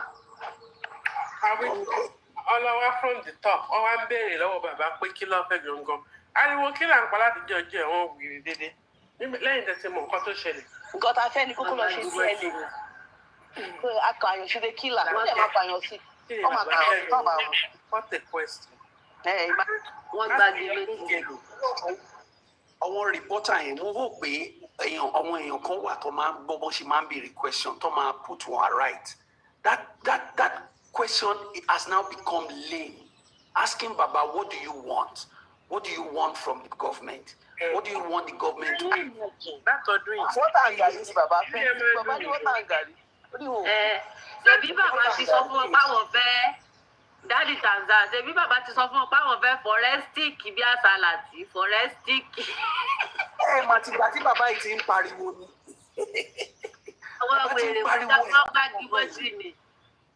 bẹ́ẹ̀ni ṣe rí lẹ́yìn tí mo gbọ́ pé Yomi ó tún ti ń sọ̀rọ̀ 3 seconds yẹn pé òun fẹ́ gbé lọ sí kóòtù mi outside of Lagos.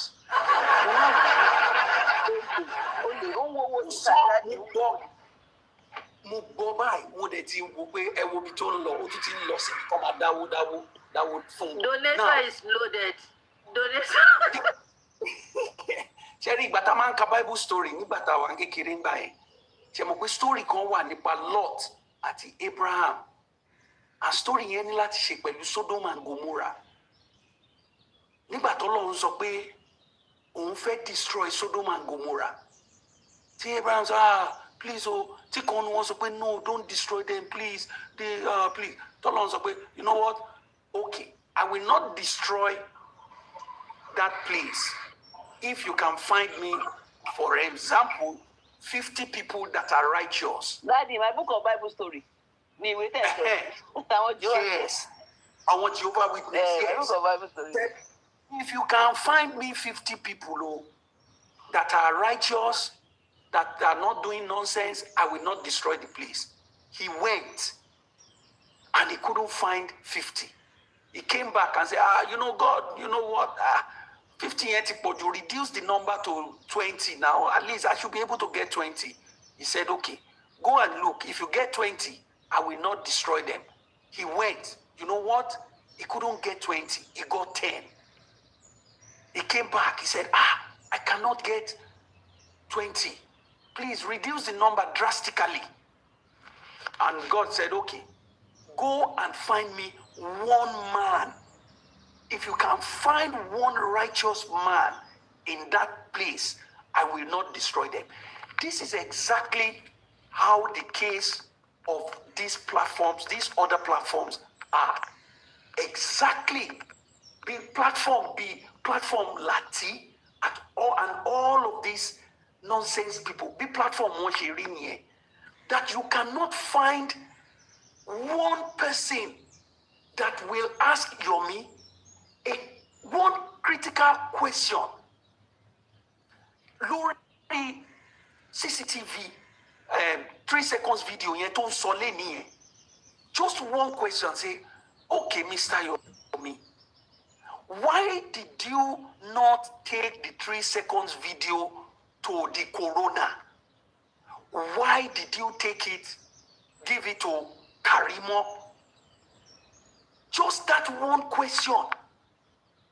I couldn't find one person that could reasonably and, just stand out and ask him and say, Mr. Yomi, why didn't you take that 3 seconds video and run to the corona and present it before the corona? But what did you do? You took it to Karimo. Why? Explain it. I couldn't find one person. Oh, there was not one person like this that asked that question when he was talking about the 3 seconds video again, trying to say that they could go to another state to go and look for justice. Not just one person.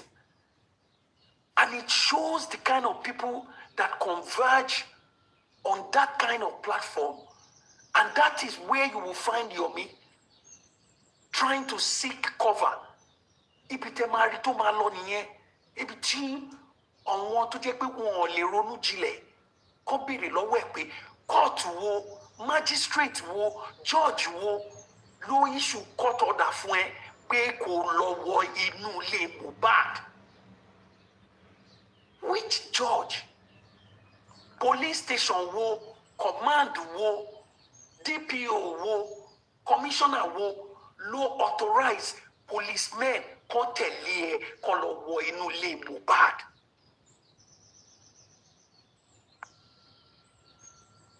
Lot said, please, that number is too much. Just one person. God said, go and look for one person. If you see one person, I will not destroy that village that is full of camera down people and all kinds of nonsense people. They are full of camera down. I want to destroy them. But if you find one person that is righteous, one person that is sensible and reasonable, I will not destroy them. That is exactly the case with this platform. Lati's platform and the others where Yomi has found refuge. Nobody could ask him, Mr. Yomi, and these are the critical questions. Oh, harmless question. Why did you collect money from Aries, 1.1 million, to go and bribe the police, to influence the work of the police, to influence police investigation? Why did you collect 1.1 million to unduly manipulate the police to extend Adura's detention? Why did you do that? If you can find one man in that village that is righteous, I will not destroy them. I couldn't find one sensible person that asked Yomi that question on that platform.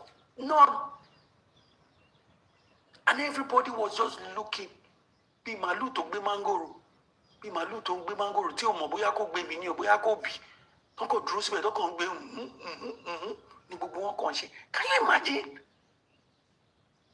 This is Yomi that said, I don't want to have anything to do with Baba Mohbad. I don't want to have anything to do with his legal team. Mi ò fẹ́ ní kankan ṣe pẹ̀lú Baba Mohbad. Kò sí nǹkan tó kàn mí pẹ̀lú ẹ̀. I am just doing my own thing. Ṣé o máa ń fa orí olórí lẹ́yìn olórí ni? ṣẹ́yìn obìnrin lè ṣe washing and set tẹ́ ẹ̀ bá lọ sí tí ẹ̀ bá lọ sọ́dọ̀ stylist yín ṣé stylist yín lè gbé ó lè wà ní Atlanta kí ẹ̀yin kẹ́ wà ní New York kó dẹ̀ bá yín set irun yín ṣó possible ó possible mo ò lè get punk tí mi ì bá lọ bá bàbá mi wá náà wá justice but o ò fẹ́ ní kankan ṣe pẹ̀lú Joseph Aloba. How does that make sense? How does it make sense? And nobody could hit him with this harmless question. Can you explain your rationale, the logic behind it, that you will say you don't want to have anything to do with Baba Mohbad? Why would you gather evidence and you have those evidence in your hand and people are present at the corona giving testimonies, those who saw, those who heard, those who know about stuff, and you said you saw 3 seconds video and you could not go to the corona. Thank God for corona. One lawyer was speaking. I had one lawyer speaking, and I mean, he's a lawyer based on his experience and it's his profession. You know, he said that we placed undue emphasis on the corona instead of placing emphasis on the police. And you know why? Because the police already failed, and the whole people. Because the police already let the people down.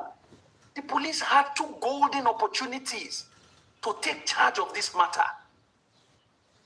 You know, the first one, when the nurse, her lawyer, and Mohbad's lawyer and DJ Bami went to the police station to say they wanted to get a report from the police. And the police asked them, what happened? Really? So the boy has spied now, okay. So do you want to file a complaint against the nurse, or you want us to step in and go and investigate? You know what the lawyer and all of them said? They said, no, we don't even know yet. We will decide on that. At that point, the police should have stepped in. But they failed. They had the second chance again when Baba took the body to meet them and say, hey, it's just like the way fella carry the coffin of his mother and took it to Dodan Barracks. In those days, they no one take him, but then take him. They no one take him, but then take him. Same way, Baba Mohbad carried the body, go give police. They did nothing. And so, because of these failures of the police, the people found solace, they found comfort, they found hope in the corona. And that's why everybody concentrated on the corona. And we still do. But guess what? The corona is not a waste of time. It's eventually not a waste of time, because most of the things that brought clarity to this case today, all of those revelations came as a result of the corona. Just imagine if we had no corona, we would not have heard from Darosha. That Darosha said the body was already smelling. The doctor told him that it was past stage 3. We would not have had it. We would not have had that. Adura said, nobody saw my brother on Monday. Anyone who said he saw my brother on Monday will be a liar. Nobody saw him. We wouldn't have known that there was a fight. Adura confirmed it at the corona inquest. If not for the corona inquest, all that we now know about the nurse, what happened from the nurse's perspective, we probably would not have the opportunity to understand what happened.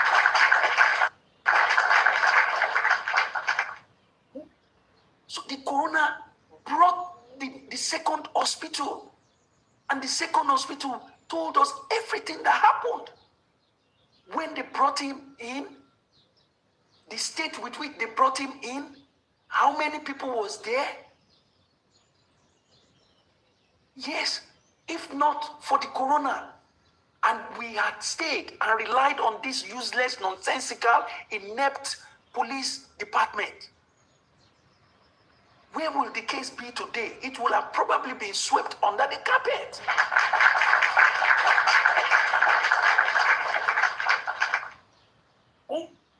If not for the coroner, Baba Mohbad perhaps today might not be talking about DNA. You remember when Wunmi said, hey, well, you see, me and my father-in-law, we were very good. We were like friends until it started changing, and the reason why we became enemies and he was fighting me was because of placenta. Hell.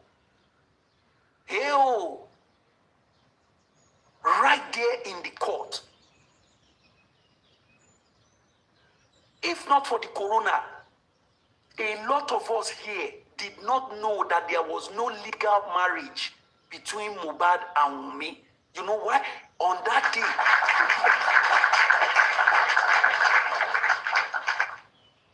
the magistrate asked Wunmi pointedly in her face, are you legally married to Mohbad? You know what she said? She said, no, Your Honor. She was not legally married to Mohbad. And that is why the magistrate said, listen to me, Iya Mohbad and Wunmi. You have no say on the burial of Mohbad. Everything rests with Joseph Aloba. If not for the coroner, if not for the coroner that brought about the issue of placenta, which diverted us to the DNA matter, which sent us to the family court, where it was determined without any doubt, without any contention, that Aloba Joseph has the right to demand for DNA. If not for the coroner, we wouldn't have gotten there.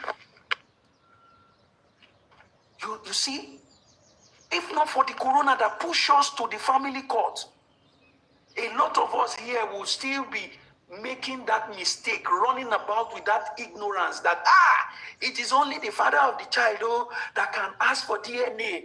Nobody. You don't have the right. Once the father accepts the child before he buy, then nobody can question the paternity. Who? Hobby. Thank God for the corona. A lot of education came out of the corona that we now know. If not for the corona, that gave Aloba the second chance to carry out autopsy and toxicology, we wouldn't have known that there was an injection of a particular medicine or chemical that was in Mohbad's body that brought about, that made the pathologists to conclude that there was a nurse before the second nurse. If not for the corona, we won't know. But now we know. Now we understand. So, while it appears as though we placed so much emphasis and attention to the police, to the corona, yes, we did, and it paid off. Even though the enemy meant it for evil, God turned it around in favor of Joseph Aloba. God used their evil intentions. He used it to confound them. Look at the litany of details that came out of that corona inquest. The litany of information that came out of it. I am sure that even the police too, despite their failures, they will have seen reasons for them to call back people because they said preliminary investigation. So as new details come out, you begin to take a look at them. And so the corona has done us good. The corona has done Aloba good. The corona has done the public good. With what we now know now, in terms of all of the details that are out there now, that is helping us to make sense of what happened. Imagine the driver's testimony. Just imagine. The driver said that he was there. Everybody got to the house. If not for the corona, we wouldn't know. We would still be running around and say it was Prime Boy, Prime Boy fought him, blah, blah, blah. Prime Boy was the one who, we probably will be taking Obema Keje seriously now. You remember the Obema Keje?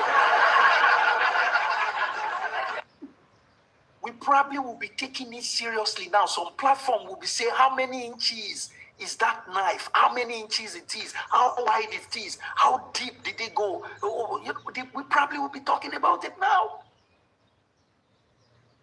But look, the driver said that it was Wunmi that fought Mohbad violently in their car on their way home. Remember, these same nonsensical police people told us that Owodunni, Prime Boy, was the one who fought Mohbad, and in the course of the fight, he sustained injury, through which he bled profusely. And in the process of managing the bleeding and all of that, they called the nurse, and the nurse, you see, now that the police now hear from a witness, a prime witness, saying that, no, Prime Boy did not fight him. I was there. In fact, when they were fighting, the things I was hearing from the lady, if she was my wife, I won't be able to control myself. I won't be able to control. How can the police hear that from the driver? And yet, today, to this day that we are talking, they've not resumed their investigation. How come? You see, how come? How come they had that the driver said that Wunmi tore Mohbad's shirt? She tore his shirt and burst his necklace. As simple as ABC, Wunmi fought Mohbad in the car on their way home. Let's even assume that, yes, okay, the police were right. They did their sham investigation. He fought with Prime Boy. He sustained injury. So somebody that was bleeding profusely, who was in the car, and then another person now fought with that person violently. And yet, you still have not called that person to say, hello, come from the corona inquest. This is what we hear now. Can you explain yourself? Call the driver or other witnesses. They have done nothing to this day. And this is why I will continue to say, Nigerian police, you cannot get away with this. You cannot. It's not possible. This matter has gotten to a point whereby you are between a rock and a hard place. No way out for you in this matter. The driver said, I was in front of the house. Nobody came out. Until 3 a.m., 3 boys came out of the house, asked me, can you take us to the pharmacy? Whoever is the IPO of this Mohbad case, ladies and gentlemen, shouldn't that person by now gone back to the drawing board to say, who are those persons? Who are those 2, 3 men that came out? What were they going to do? Did they get the medication? Which pharmacy did they go to? Have they gone to the pharmacy to investigate and say, excuse me, 3 men came to you on the 11th, on the 9th, on the early morning of 11th of September 2023. Did you attend to them? The investigators, the investigating police officer should have gotten back to work. Who are the 3 men? Wunmi, Adura, DJ Bami, all of you come back. This driver said, yes, 3 men came out. Who were the men? Get back to work. Put on your socks. Put on your boots. Lace up your boot. Put on your hat. Put on your thinking cap. Let your training that Nigeria spend taxpayers' money on you, put it to work. Go back. Ordinarily, the police should be paying attention to what is going on in the coroner inquest. Coroner inquest is not a place where you say, oh, this is, no. The mandate of the inquest is clear. The police are supposed to be listening and be able to pick information, details, to fill gaps in their investigation. That's what they're supposed to do.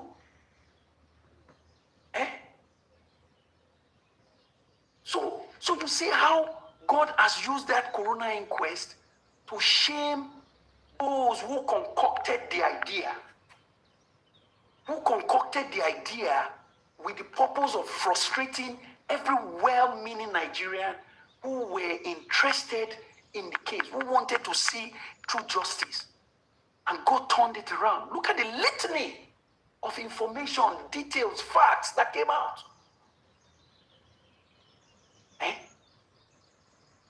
And so be it as it may that, oh, it's undue emphasis, blah, blah, blah, blah.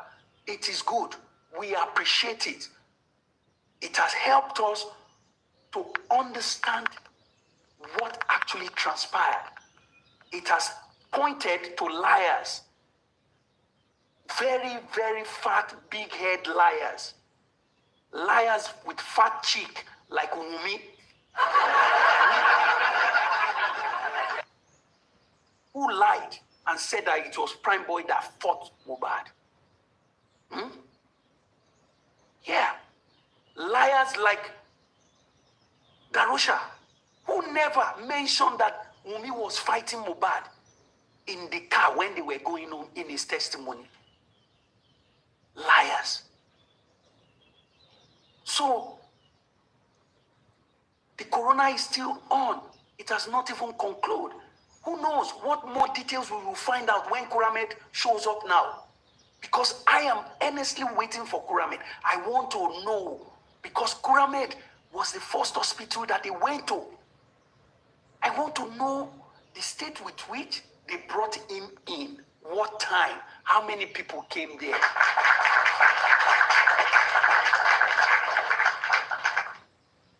Do you have CCTV? Just like Perez said they have CCTV, and they are more than willing to supply the court or any interested party who wants a copy. Just like Perez, I want to hear what Kuramed told them. So let us be prepared with open mind. It will be interesting by the time the coroner resumes and they invite and Kuramed comes up to tell us their own side of the story. So, in summary, the coroner has done us good, because if we have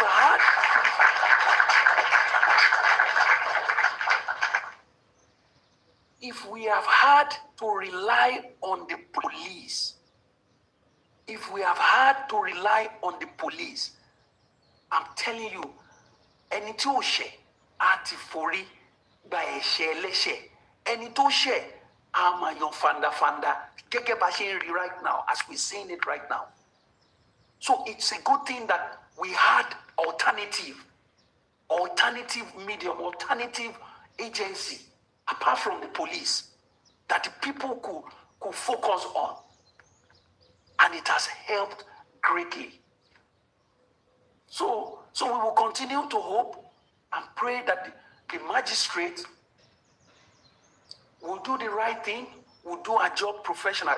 Because right now, you know what is on the line for the coroner court? It is her professionalism, her job, her integrity, plus all of the cases that she has done before. They are right now in focus.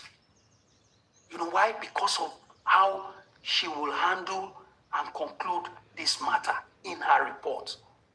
So we will continue to pay attention and focus on what matters, on what is important, as we expect the coroner to resume, give us a date, and then the next set of witnesses, I don't know if there are more or if there will be more, will come in to come and testify. Thank you very much, General. God bless you, and God bless everyone. Yeah, thank you very much. God bless you, General Tazan. We really appreciate you. 100%.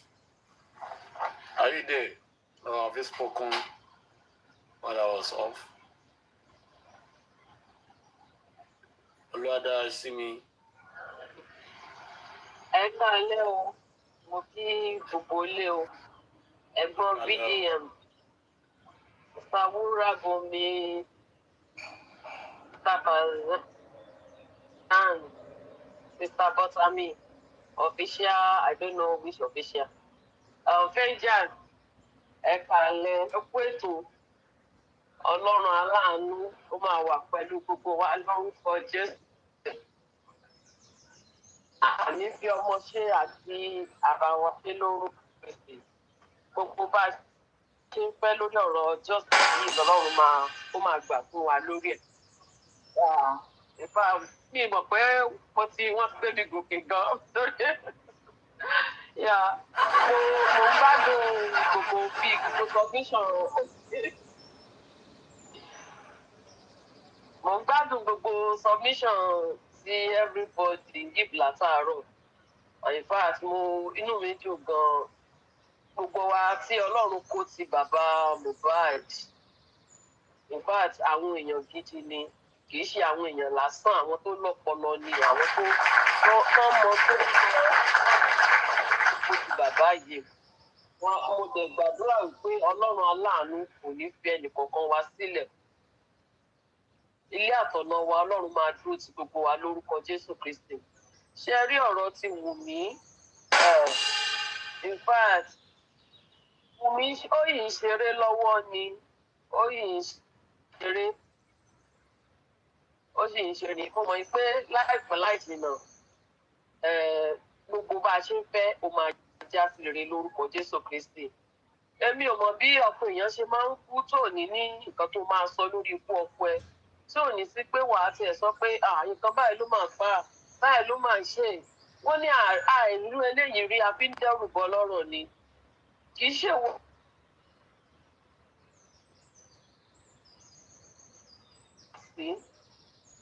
In fact,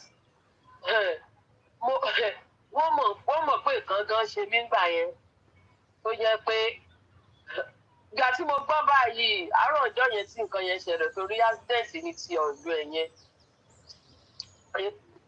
Mo lọ sí ìgbà yẹn mo ṣì wà ní Nàìjíríà ńgbà yẹn.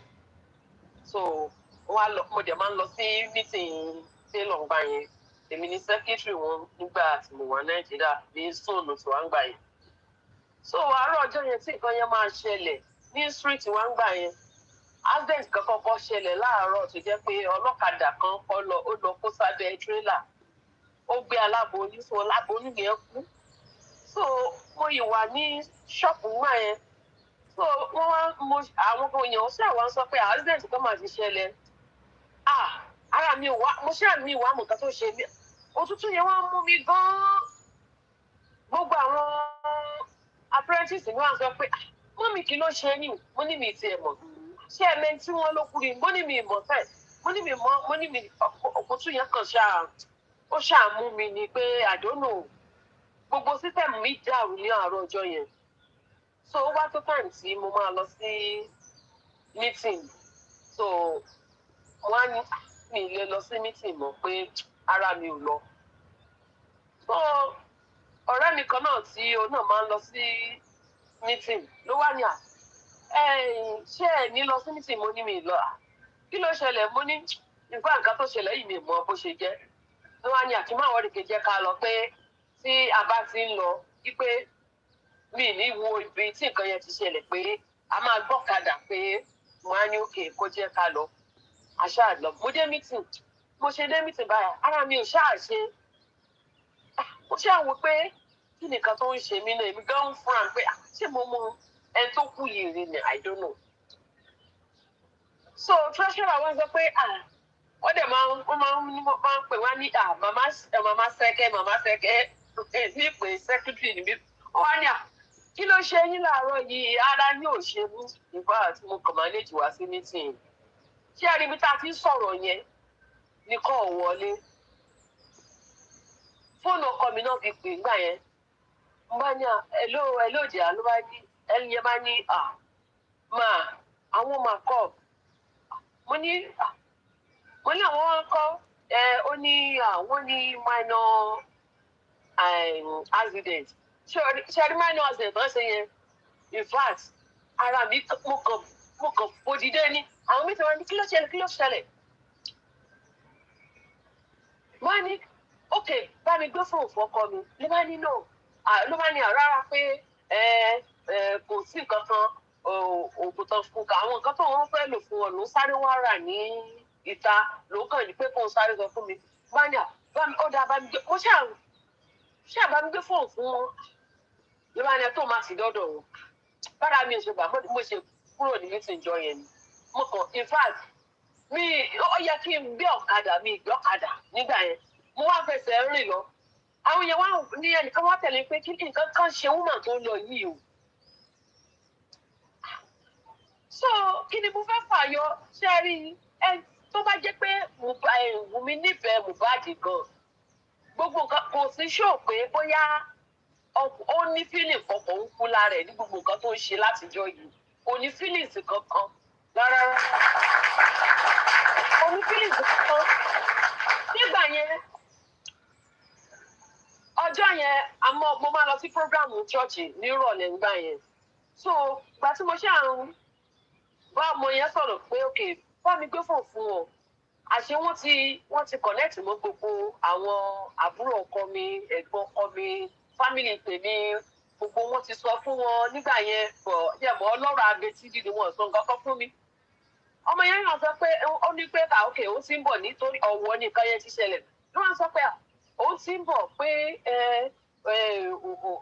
òun bọ̀ nísìnyí òun bọ̀ ní Ìbàdàn nísìnyí kankan báyìí mi ní àwòkè mo ti gbọ́ títí mo retí ẹ̀ títí 5 o'clock 6 the program church wa máa ń bẹ̀rẹ̀ mo ṣe wá wò pé ara mi lè ṣe kankan mọ́ ní ọjọ́ yẹn so àwọn ọmọ ọṣẹ́ mi náà sọ pé kí ni mọ́mì kí ló ṣẹlẹ̀ mi ìṣàfẹ́ sọ pé mi ìṣàfẹ́ sọ pé nǹkan tí mo gbọ́ rè wọ́n ṣe àwọn ṣì rò pé bóyá eléyìí tó ṣẹlẹ̀ láàárọ̀ yẹn ló sì fún ṣe ni ó wá tó time kí lọ church níjọ́ yẹn mo bá ok well mo ní mi ì tí ì rọmọ yìí mú nǹkan tó dáa ọwọ́ Ọlọ́run ni èyí tó kù díẹ̀ kí á tó nú ọwọ́ Ọlọ́run náà ni a máa níjẹ́ máa lọ church bá lọ church mo dé church báyìí pastor sọ pé ìyá alágbájá kí ni nǹkan tó ṣẹlẹ̀ mo ní má ṣàlàyé fún pastor pé bá lọ ṣẹlẹ̀ ìyẹn ní kò sí problem kan pé kí fọkàn balẹ̀ ó tó bí 8 báyìí ṣe rí sí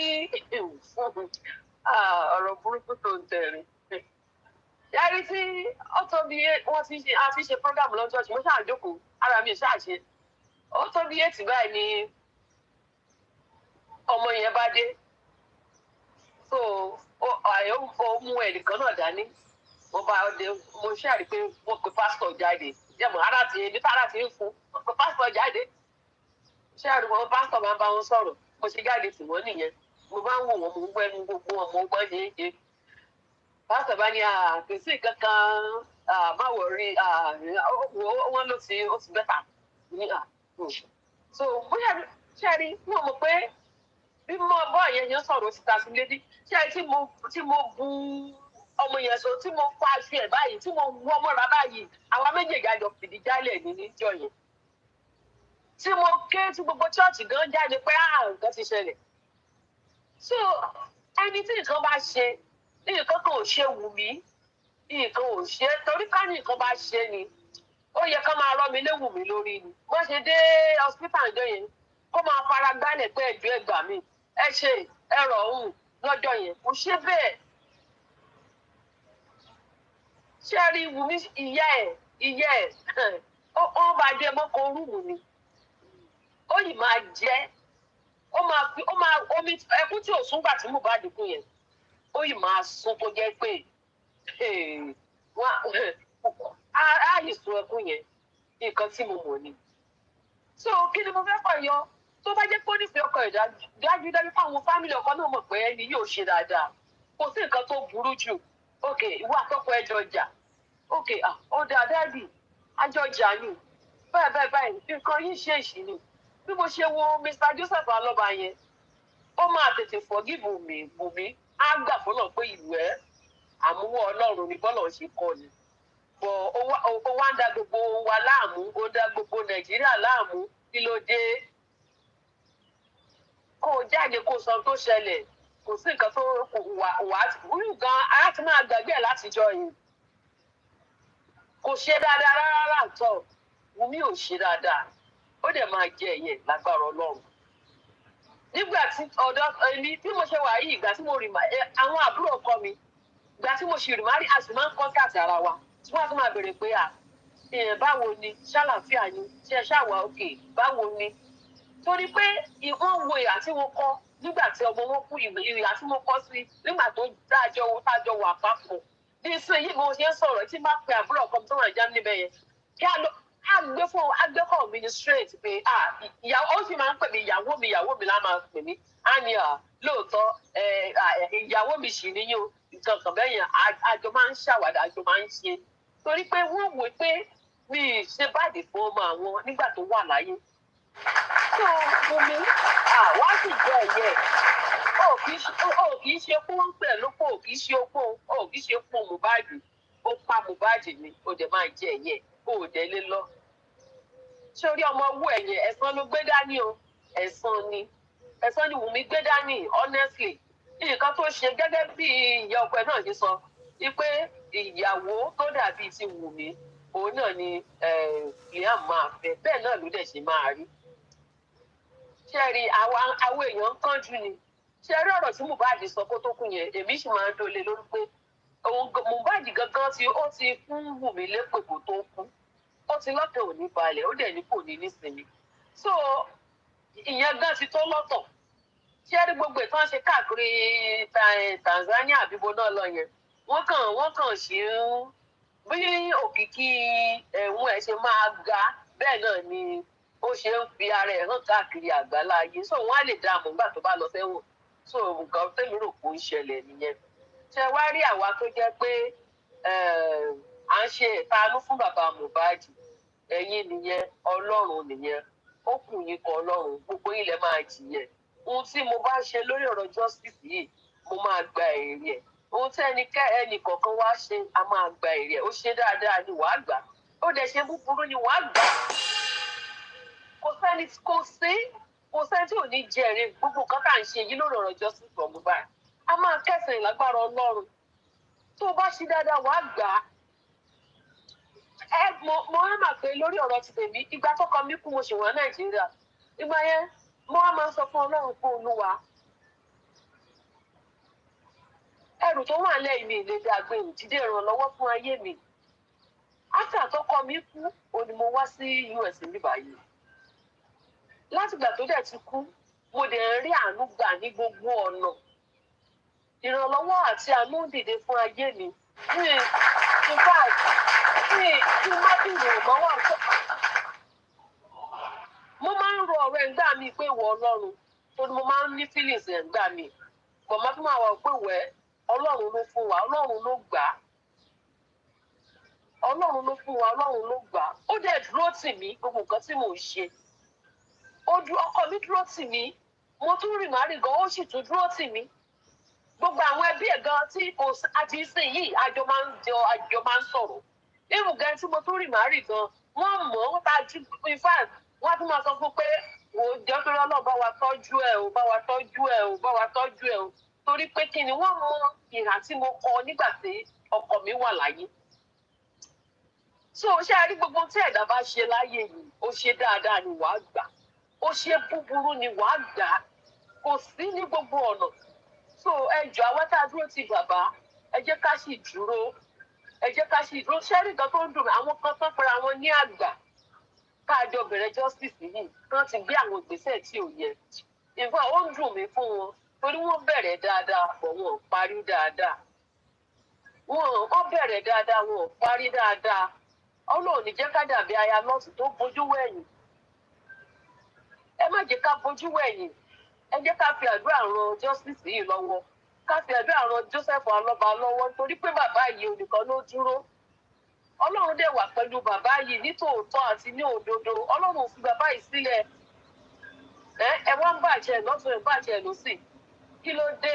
Kí ló rà nígbà yín? Wọ́n sọ pé igi ewédú kò sẹ́ni tí ò gba igi ewédú ṣùgbọ́n bó igi ewédú tó gbà kí ló fi ṣe tí o fi ń tako bàbá yìí ni tí o fi ń gbógun ti bàbá yìí ni.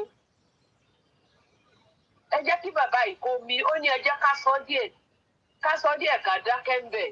Ẹ jẹ́ ká fi gbogbo ẹ̀ lé àwọn ká fi lé Ọlọ́run lọ́wọ́ pẹ̀lú sanṣítù tí Ọlọ́run yàn pẹ̀lú bàbá yìí. Ọlọ́run bá ṣiṣẹ́ lọ ẹ má jẹ́ ká mi kàn ẹ má jẹ́ ká mi kàn Ọlọ́run wà pẹ̀lú bàbá yìí Ọlọ́run dẹ̀ máa ṣe àṣepẹ́ lágbára Ọlọ́run àdẹ̀ ní fi ọmọ ṣe lágbára Kristi Ọlọ́run aláàánú ó máa dúró tì wá àti gbogbo àwa tá à ń fi àdúrà ran bàbá yẹn lọ́wọ́. Ṣé rí nípa títí àwọn àgbà yẹn àwọn ni wọ́n da justice yìí rú kì í ṣe Kàrímọ́ because ká ní pé ńgbà tí Kàrímọ́ dé tí gbogbo àwọn critical thinkers tán sọ pé bó ṣe yẹ ká ṣe rè ká ní gbogbo wa ti parapọ̀ àti dúró lórọ̀ kan ọ̀rọ̀ yìí ò ní rí báyìí. Ẹ wá wò gbogbo wọn wá ń ṣẹ̀sìn ní ìsinyìí gbogbo wọn wá ń ṣe ẹ̀sìn àwọn tó wọ́n dúró ti Kàrímọ́ wọ́n ń ṣẹ̀sìn.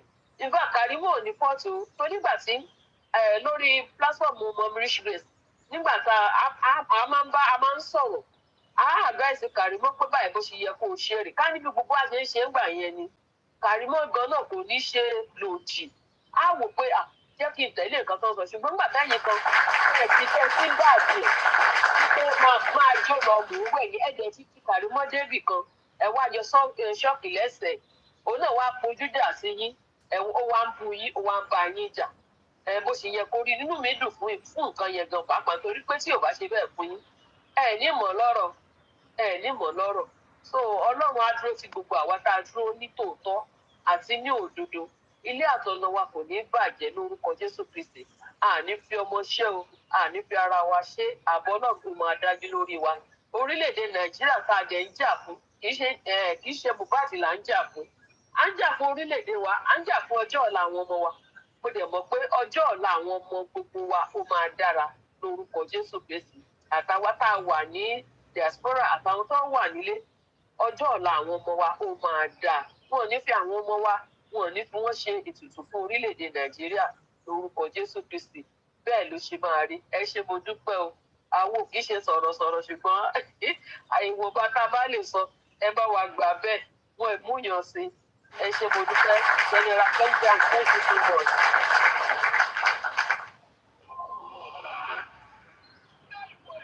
Thank you very much, Gladiator, for that wonderful submission. And I pray that God Almighty will bless you and God Almighty will see through all your dealings for you in the name of Jesus. We really appreciate you for standing strong for Iyabo Aloba, also known as Mohbad. One thing is certain is this. We have a lot of jobbers in justice for Mohbad. Lot of jobbers, businessmen, fraudsters, and these people are in segments. They have different levels. Fabi is on the very high level among those things or those names I've called. And you have those that are working under the shadow of your family. So also continue to steal public fund, continue to collect money through dubious ways. It was still strange to me, but not surprised, when I still heard Yomi still referring to the screenshots as forensic again yesterday on Talakawa's platform.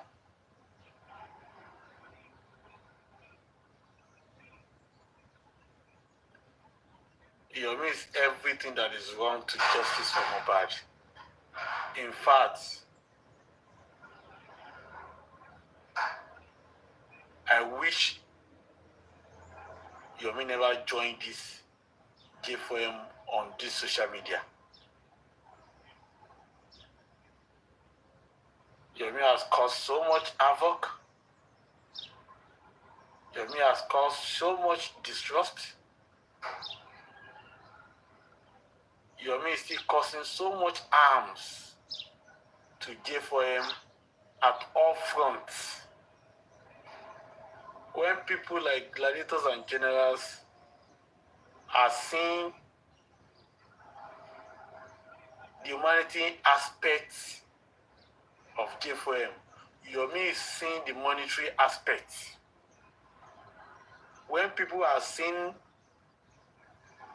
justice aspect of JFM, Yomi is seeing business aspects of JFM. I never thought Yomi would become seven-headed python like it became today. I thought at worst it would just be a minimal problem. I would just maintain his lane, dealing with his godly light and his mommy might, and collecting their hard-earned money to spend it to finance his own extravagant lifestyle alone. But it's now obvious that Yomi really wants to hit deep into the fabric of hope as regards J4M. Very, very much, Gladiator. Yomi will say so many things, will twist so many things. Yomi will not just allow himself to be caught on the spot, especially after he must have assessed the level of intelligence of those around him on whatever platform he goes to. What he does is to sample people on the platform he goes to, analyze their level of intelligence, and then try to put himself a little bit ahead of them so that they can shout on them. He can use vocabulary to oppress them and teach them towards the direction he wants them to be. And if there's anyone that wants to be a dissenting voice, if there's anyone that is awake from his slumber, Yomi will turn it into a noise in order not to allow that person to expose his weakness and his fraudulent way. Yomi said he was going to move the court away from Lagos to where? Kaduna or Abuja. As powerful as Yomi is, Yomi as Chief Justice of Lagos State or Attorney General of the Federation or as a lawyer, or as a police officer, as whatever, Yomi want to move the courts or the case from Lagos somewhere else. I keep asking them this question, Mr. Yomi, apart from moving this case, because you are the president of Nigeria, what other ways do you have in mind to make whatever evidences you claim you have tenable in a court of law? What other ways do you have? How do you intend to make it make sense? How do you intend to make it make sense? The only thing we have seen you done is to collect money from the front, back, left, and right, claiming you have done this. In fact, I was shocked when Iyabo said the same forensic that Yomi did, that Yomi collected the public fund to do. Iyabo said he had full package of that screenshot or text messages Yomi was reading, that she had it with her.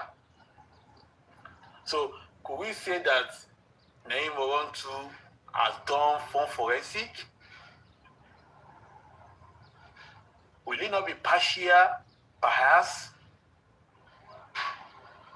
and total lack of fairness if you donated money for Yomi Fabiyi and Yomi Fabiyi had come with chat, read some for you, and you did not donate money to Iyabo, and Iyabo also has the same chat, the full-fledged of the chat. Don't you think you are supposed to donate to Iyabo too? Because Iyabo has done our own forensic too. Everybody is not doing forensic. Everybody is not doing forensic. One beautiful thing is this: these people that are rallying around Yomi, they know Yomi is nothing. They know Yomi is empty. They know Yomi does not carry anything, could be anything, Danny. But they are looking at Yomi as the last hope of their defeated souls. And they have to hold on to Yomi, even though Yomi is sinking. They cannot afford to leave Yomi because they are afraid they will sink more if they should leave Yomi, and that is why they are holding up to him. They know he doesn't have anything to offer. It's their last hope. There's nobody they can rally around again. They don't have anything to do with J4M. Yomi is the one leading their own J4M. So they have to bash him, pacify him, try to settle with those that have dissenting voices against him, or those that are trying to be smarter than Yomi. They have to tell them to pedal slow for Yomi because they don't want Yomi to fail. But they don't know that failure is the surname of Yomi. How can you tell a failure not to fail? Is it possible? A blind man cannot lead you anywhere in a thick forest. If you follow a blind man in a thick forest, you will both end up in a spot of no return. And Yomi is a blind man in J4M. He does not have a direction. He does not know where he's going. But he knows what he wants. And what he wants is their hard-earned money. And he's getting it. So Yomi's goal in J4M is being achieved as you speak, as long as he keeps getting money from these dumps, dollars, and moronic individuals.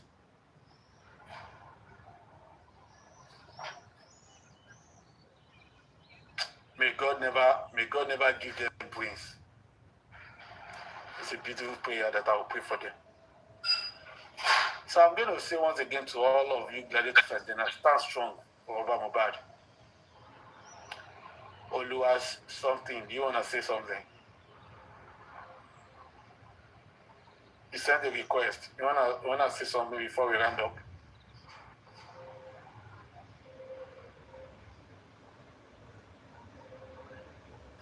Does anybody want to say something, please? You can speak before I round up.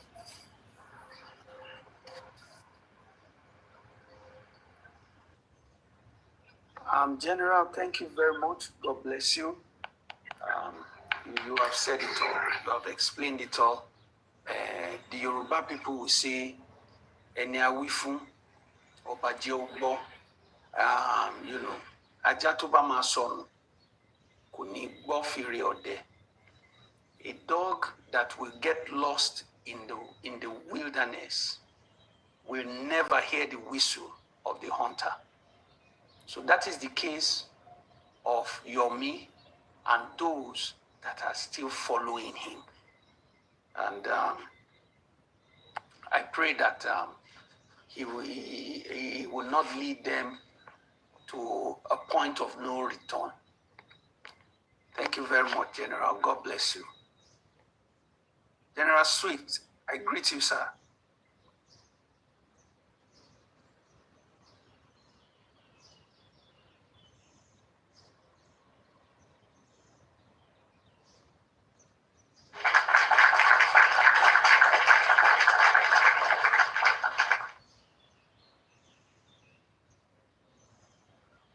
Yeah, it is really well.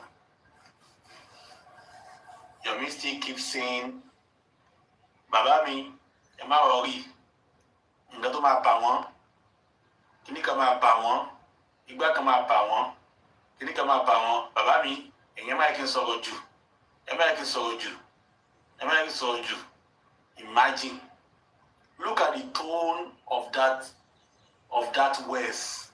Ẹ má mọ̀ pé that is the tone of a fraudster. When 419 squad really want to eat you, that is how they talk. They will be talking like that. Don't worry. Everything will settle. I'm not worry. Don't worry. Say and everything will settle. And you are like because so you for one. I'm not worry. They will be before you know it. What they will just be telling you things like that. It will now become like a motivational speaker for you. They will be motivating you. And they know what they are doing. And that is the same way Yomi is doing. He knows what he's doing. He knows he's taking them nowhere. But he's going to push his luck until the last day that Mohbad gets justice. He will now say he was the one that contacted the criminal court judge to give the verdict in this direction. He will tell them he was the one that wrote the criminal court judge to do this, to do that. In fact, he will say he was the one that gave the order for them to do this, to do that, to do this. They will probably, I don't understand. Well, all right. Your karma will be very, very stubborn. Your karma will be rugged. In fact, there's no way you cannot escape it.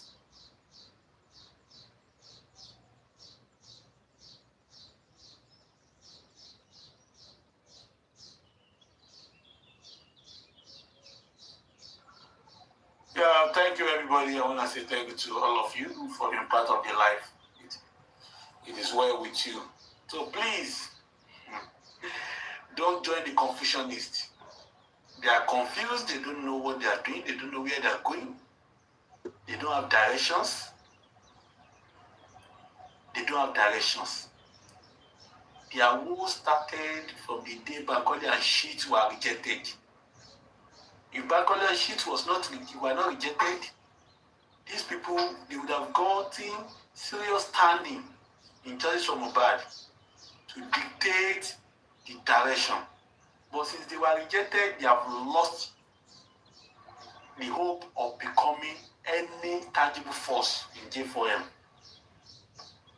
So whatever they are doing now is to make sure that they destroy the confidence that people have in Papa Mohbad and Sanchitu. They know they are not going anywhere, but they want to destroy the confidence people have in Sanchitu and in Producer Valoba. Àwọn náà pè ní kò lọ, kò jẹ́ kẹ́ni tó máa lọ kó lọ. But God will put them to shame. They know they don't have anything to do with just for Mohbad. They don't have any local standing in G4M. But they want to mess everything up. They want to confuse people. They want to throw dust. They want to do whatever. That's the best they can do. For those of us that are on this side of justice, let us remain focused because we are on the right path. Not only are we on social media creating awareness and challenging the authority, we also have Sanchitu in court to represent our interest. So can you now see that we are lucky to be on this side? Unlike those people that have nobody in the court of law. Nobody. They have somebody on social media that keeps collecting their money and using their money to finance this useless lifestyle. Why they continue to get crumbles? They are getting fall over from the tables. That is their goal. But our goal is not that one. Our goal is to get justice. So let us keep standing for our Valoba. Thank you very much, everybody. God bless you for your for justice. We appreciate you. Thank you to all the gladiators and generals, both on the panel session and on the comment section. Thank you for the sharers of the live. Thank you for the gifters. And thank you for the likers. I really appreciate you. God will not fail us. God will not fail us. I believe, I have this strong conviction that God will never fail us because He's not a God that fails and He will not start with us. Thank you, everybody. God bless you. God bless you. God bless you. Bye.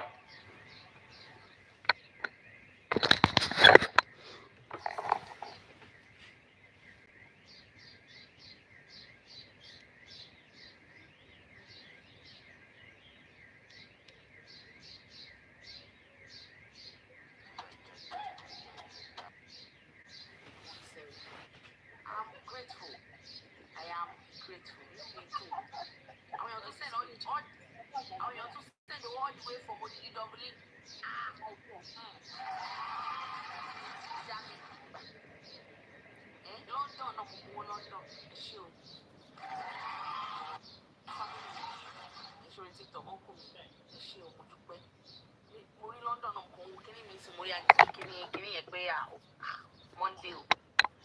Wow. You, the Dubai.